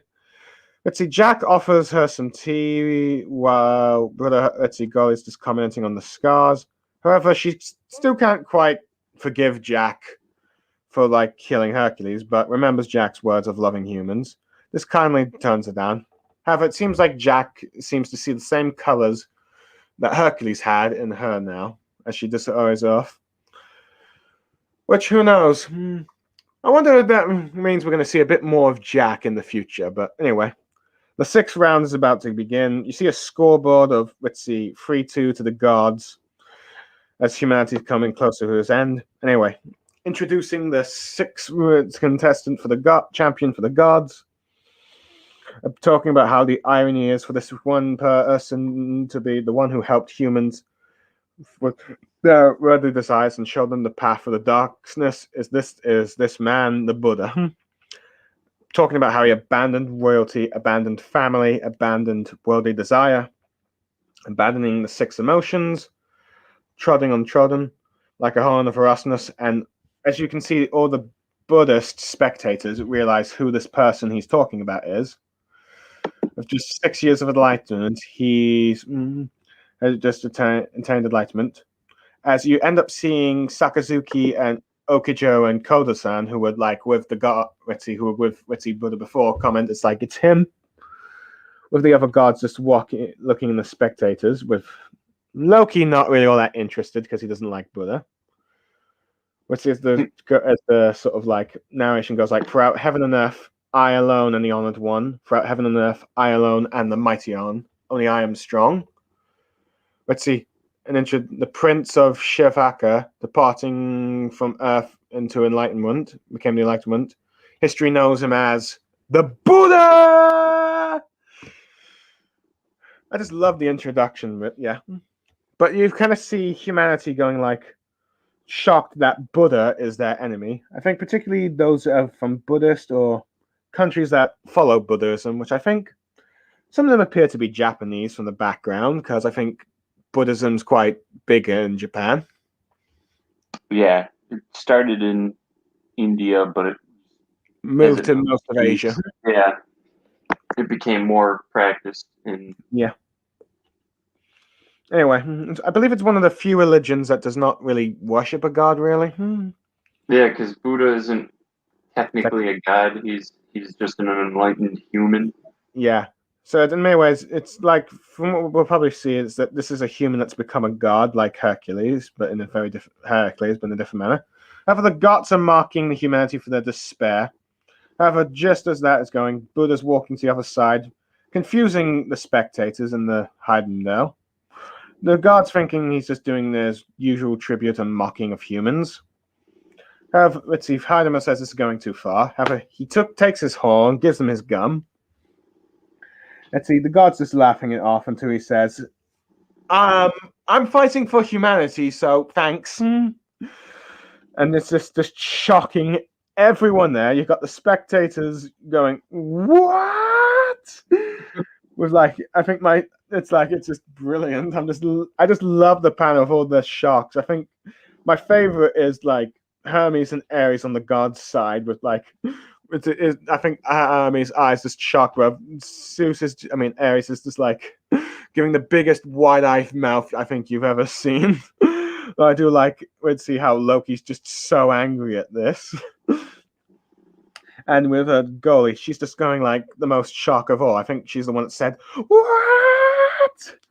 The most calm, the ones at this announcement, seems to be Zeus, who's just wondering, with Brotherhide just widening her eyes. I have no idea what she's thinking. I wonder if she's expected this or just a bit surprised. You never know with her. The gods get their composure and start bad-mouthing Buddha, calling him a traitor and disgrace as he breaks, let's see, Heimdall's horn, the Galligan horn. And he tells them, and as the gods continue to badmouth him, Buddha just says, shut up. And they just all fall to silence. And then declares, if the gods won't save them, I will, directing his weapon pointedly at Zeus, and saying, if any god gets in his way, as he pushes down his weapon. Let's see, more shocked reactions from the gods, particularly this time Zeus actually showing a bit of a shocked reaction. Hermes, Ares, let's see, Odin, well, it's more the birds that are shocked, while he just seems a bit more calm now. Loki, even more angrier, and Aphrodite even appearing shocked, saying, as Buddha says, he will kill them. And that is where the manga is up not at the moment, even though we don't know who's going to win this fight, but I have to admit, I am loving this twist, aren't you? Having Buddha come over to the human side. Yeah. I mean, it kind of makes sense, but as I kind of alluded to in the Jack versus Heracles fight, why didn't Heracles just join humanity's side at that point? I feel like for Heracles, he's probably feels a bit more obligated to, since he was chosen as the god. Yeah, as champion, so. Though he was going to plead for humanity's thing, but at the moment he just couldn't. So it's still weird to me. Like, okay, so Buddha was also chosen, but he actually stood by the conviction to fight for the humans. Yeah, it's just like he doesn't care if he pisses off the gods. He's doing it regardless. So maybe Heracles just felt obligated. Yeah, it's the only way. But yeah. Well. Because it's clear that because they're very different person. Hercules is your stand-up, probably your Superman, your Captain America's, just your witty, righteous shonen protagonist, if you will. Yeah. While Buddha is your smart mouth. But yeah, so it makes you wonder what this, because now you have like, let's see, because now the gods have one less champion, so you're gonna wonder who's gonna replace Buddha, both for this fight and for like the upcoming fights. And now that humanity has one extra champion, so there's people are, from what I've seen, there's all kinds of theories. Some are predicting that let's see, that the sixth round is not going to be a one-on-one fight, but a group battle. And it was kind of, and from what the fifth round was teasing, it's going to be like the 7 lucky gods, possibly, against Buddha and the Shinsigami, maybe Sakazuki again. Or not, but who knows? That possibly might be one of the possible fights. Some are theorizing maybe Loki. It could be. I think. What did you already mention? The 7 lucky gods. Yeah. That would take a little. Yeah. That would, yeah. Comment what you think think's gonna happen. yeah. I totally missed out on that part, but yeah, I think people think that because of the Jack foreshadowing, that it probably meant it probably would be Bushima, Yep. considering he's supposedly the outlaw or the judge of. I don't remember what his title was specifically. I don't know, but it's some sort of executioner thing. But yeah. Yeah. Either way, it's like you're probably gonna have Buddha either fighting him or maybe all of them, but who knows? Because it appears that they're actually all one god. So Maybe they might merge into one. Yeah. Yeah, or they all combine into one being, maybe the Zero kind that was mentioned earlier. But Yeah. But who knows? We could have a group battle in order to make sure humanity has extra combatants. But who knows? People are speculating either that there's going to be a 2-on-2 battle at some point. Yeah. Or humanity is going to have its own traitor. Yeah. From what I can tell, some are thinking Qin Shi Huang, who's the first emperor of China, who desired to become immortal. So he might just betray humans to become a god. Right. There's actually a design of him. I'm not sure if you've seen it on the Wiki. I'm not going to share it in case of copyright thing, but it's just like this young boy that's blindfolded kind of thing. But yeah. So there's like that. So there's that kind of thing. And I think some figure, and this one was a bit rare, but some I think are thinking maybe Odin will take part in this fight because he seems also pissed. But yeah, but it's more likely if it's a pissed off god, it'll be Loki, just because he has a beef with let's see, Buddha. But I think it's most likely the 7 lucky gods. Of course, we'll find out at the end of this month. I think so. Yeah. Anyway. Literally, that's the 2 fights up. Just before we get onto the stuff, let's see. What would you say is your favorite fight so far in the series? Ooh, golly. I don't know, man. I mean, recency bias would tell me that Shiva versus Raiden was actually one of my more favorites for emotional ties. Fair enough. But I don't know. I mean, Adam versus Zeus was kind of interesting. From what I can, like I said, I think most people pick either Adam versus Zeus or Jack the Ripper versus Heracles as their favorite fights. Me in particular is the Jack versus Heracles fight because it's quite the tactical fight, and I think I saw one comment somewhere saying how Jack is the first opponent to not reveal what his abilities are or what his strategy is to his opponent, since that's always been a bit of a common criticism of shonen, is that you reveal your abilities and then they figure out how to counter it because of that. Instead, it's once the abilities come through, then you figure out what it is. But yeah, I know that this was a common criticism with Bleach, but yeah, particularly in the later half of the series, as you just had Soul Reapers or Quincy's revealing what they could do, and then the Quincy or Soul Reaper counters it. Really now? Yeah, but I mostly like this fight because it's more of a strategic battle. It's not brawl on. It's like Jack is just cleverly planning his next move to try and damage Hercules, beat him, and kill him, but not always going to plan. But in the end, he figures out what he must do. But yeah, I quite enjoyed that bit. So anyway, who's your favorite character so far in Record of Ragnarok? I'm going to be boring and say that it's,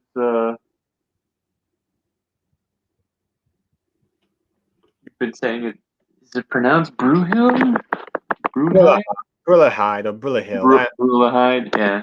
Yeah, I don't really know what it is. I think she's an actual real Norse. Well, yeah, all these names actually are real, so. Yeah.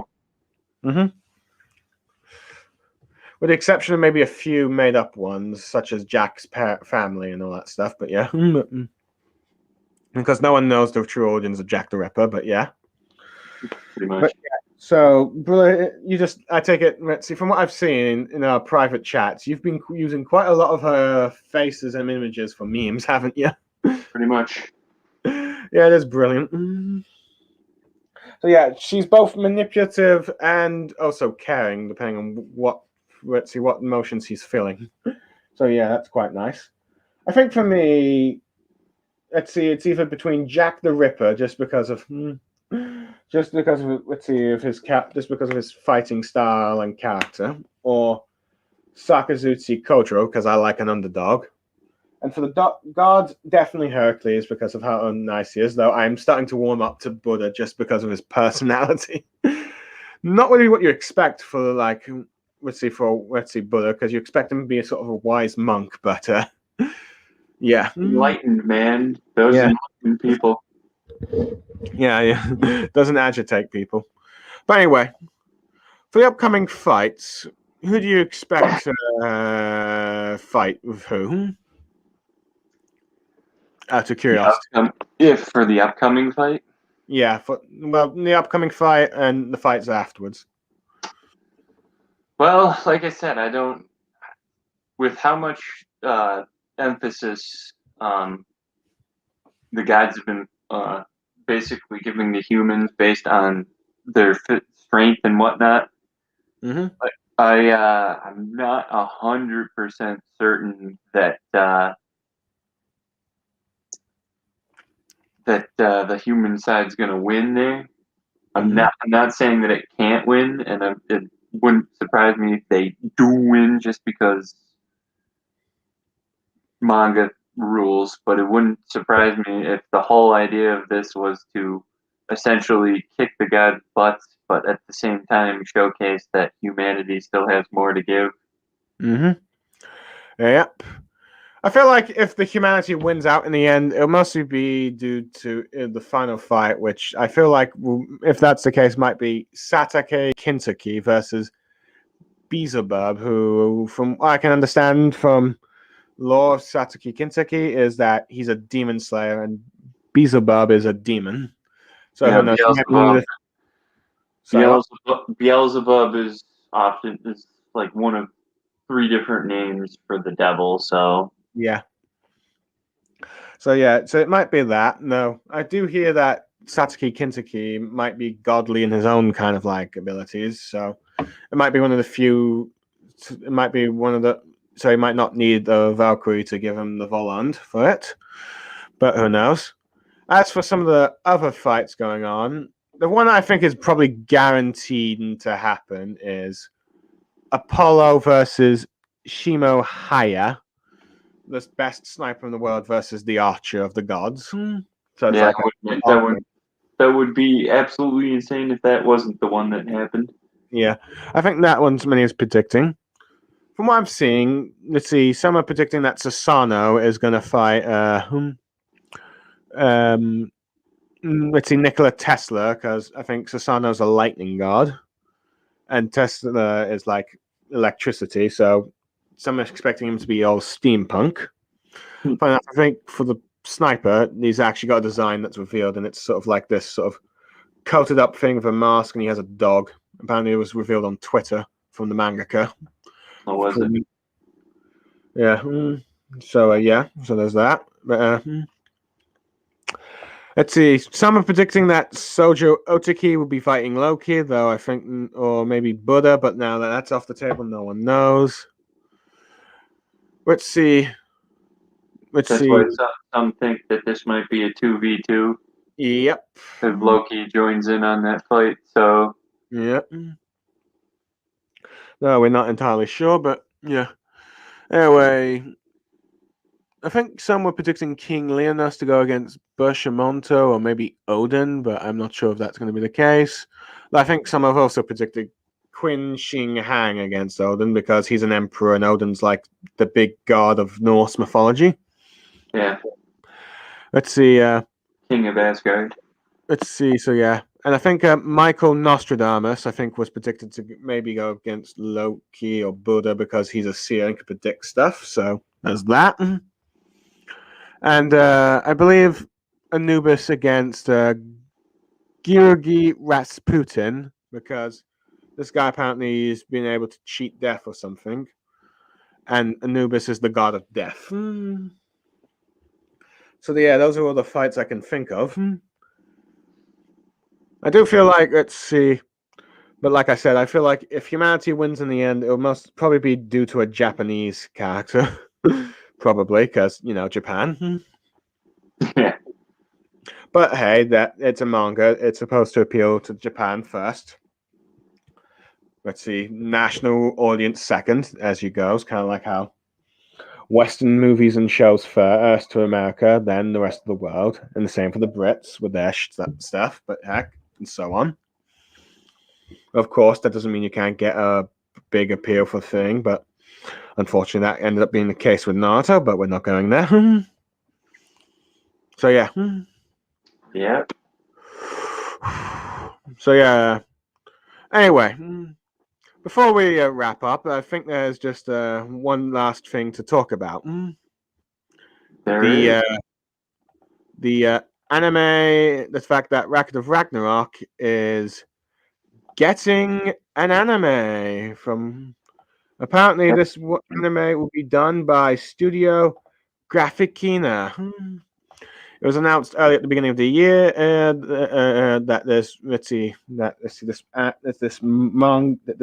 the Record of Ragnarok would be getting an anime, and that this studio Graphica would be doing it. There was a trailer that was released. Let's see. Apparently, the studio was founded in 2009, focused on 3D CG and 2D animation. The series that it's done so far are Boko wa Osuma, Chain Chronicle Like of Hitatus, Juni Tassen Zodiac War. Let's see. Most of these seem to be overs or adaptations of games or novels so far. Yeah, hard to say what those are. Yeah, Reed Stage, let's see, so Green Days, so yeah. So this seems to be their first serious anime. No, so it's not a very big film record or one that probably gives most people confidence from hearing. But they've also done a few films, Expelled from Paradise, Chain Chronicles Like of, let's see, Hikatus, which seems to be based off of their work here, and Hello World. However, it should be noted that they've also worked on overs and animes for something. I think the most notable work is Hellsing Ultimate and Hellsing Dawn. I believe Hellsing is quite well known. Yeah. So I think, let's see, so if there's anything to give people some confidence, I think it'll be the Hellsing stuff, so yeah. Well, now that you, mentioned Helsing, I did kind of, looking back at the trailer for it, kind of did look like a little bit of Helsing in there. Yeah. But anyway, but the main part for this anime is the fact that it's a battle manga, so therefore its animation needs to be top notch. It can't be like the worst of Studio Period or Toei when it comes to like just fillers. Yeah. Rushing our animes out to make yeah. Well, they definitely waited quite a decent amount of time since they had to wait till like 5 fights finally made it through to. Yeah. Well, I'm curious. They've got 40, about roughly 40 chapters they can adapt to. Though I'm wondering how many episodes they're doing. I'm That's gonna wondering if be they're just difficult. gonna do. I'm sorry, what? I said that's gonna be kind of difficult to think about. Like, how are they gonna Mm-hmm. like? They'd have to divert one episode to backstory, maybe do an episode of fighting, and then have the next story kind of. Let's see. It seems like for the most part, the fights could last. The episodes for each round could last 3 or 4 episodes, maybe 5, depending on I'd say the length of them and how they pace it. Really, depending on how many fights they do, I could see. Let's see. It's very likely that they will go at least go up to, let's see, from 4 Lubut versus 4 to Sakazuki versus let's see, Poseidon. Possibly to like 13 episodes from there, and just have like the first 2. Let's see, and just have the season final be the episode in which humans win against the gods as a sort of cliffhanger, and then wait for the next ones. Though it could also possibly go up to Jack the Ripper, though that might mean that it's not the full standard 13 season episode, since. But maybe then that might make it into 26 episodes, perhaps. Right. Rapper. I'm curious. So I'd have to see not the first episode. I wouldn't really care about it. I'd have to see again what they decide to do because obviously these fights aren't. I mean, there's even times given to how long the fights actually took place. I don't imagine. I don't imagine it to take place in real time, essentially. But it's probably going to be the Dragon Ball effect, where it's like they said it's going to be 5 minutes, but it's 3 hours. yeah. But I imagine Mm-hmm. since mangas don't really get the opportunity to have as much in between action scenes Mm-hmm. thrown in there, you So they're can only probably draw so many things. There's probably going to be like some arguable filler situation in terms. just to get the flow of the flight moving, but yeah, Yeah, I can see that happening as long as it enhances it, not drag it down. right. Naruto versus Pain, QB mode. But yeah, but hey. But yeah. Sorry, shouldn't really be referencing Naruto in this, but hey. But anyway. So yeah. Hopefully, with this, if this anime becomes successful enough and popular enough, it might mean you get official Western translations and Western manga, and then let's see for the manga, and then possibly Blu-rays for the anime. For God's sakes, please. Yeah, I'd like to buy the manga volumes, or maybe digitally buy them on Kindle Book, or maybe even buy the Blu-rays or something, or download them, or even watch them on Netflix. Either way, I'm hyped. But yeah. Which is so weird. It's been it's been 4 years. What the hell? Yeah. I have no idea how long this series is going to last, but hopefully at least be enough to get a few seasons for the next 4 to 8 years. Well, apparently, if the manga's still doing well right now in Japan, it's gonna clearly. I don't know about anime. Obviously, it could just be like one of those intro into the manga situations. Because I know Japan likes to have like 1 or 2 seasons of a specific show, and then they'll just stop. Yeah. The show. Especially if they're adapted by Madhouse. So James got lucky and got 3 seasons of Overlord. Yeah. But yeah. So yeah. So anyways, before we close up, let's see. So the title of this stream is Record of Ragnarok. Why it's great. So I'll just ask you a question. Let's see, Mangareader. Why do you think this series is great, despite just only recently got in it, just like about a week or 2 ago? Like the day you sent me it, and Yeah. 2 days after reading all of it. Yep. Greatness. I mean, it has potential. I don't know if it's good. There's no doubt about that. Great, I think, comes with once it further devolves into stuff right now. Mm-hmm. But I think the thing I like about it is, albeit yes, it's a manga, so certain things are kind of wacky and like, okay, I don't know if Jack the Ripper of all people would be able to, even in his prime, contend with Heracles, the so-called god of strength or whatever like that, or all that nonsense. But from a narrative standpoint, it all is all really interesting crap. Yeah. I never thought that you could ever do a manga that's just one big battle tournament, but so far this manga is succeeding. Because I don't think they do a pretty good job of not making it all just battles. Yeah. They definitely give your character. There's love put into these characters, even if it's not following lore to its 100% standard. Yep. You've got quite nice interactions. I particularly like the Hermes and Ares ones. But yeah. Bit of a coward he is, but it's kind of funny. He's got the best face reactions to whenever the gods get a deep beaten or a blown strike to them that he just cannot believe. What the hell? Yeah. Yeah. I think I like the characterization the most. Yep. In many ways, in some ways, in many ways, it's kind of like your standard with the shonen fight where you get the two characters fighting, you get the flashbacks about who they are, and then you get a victor. But in many ways, it's kind of fresh seeing the way how they do it. Those damn flashbacks always get you. Yeah. Always get you in the end. Yep.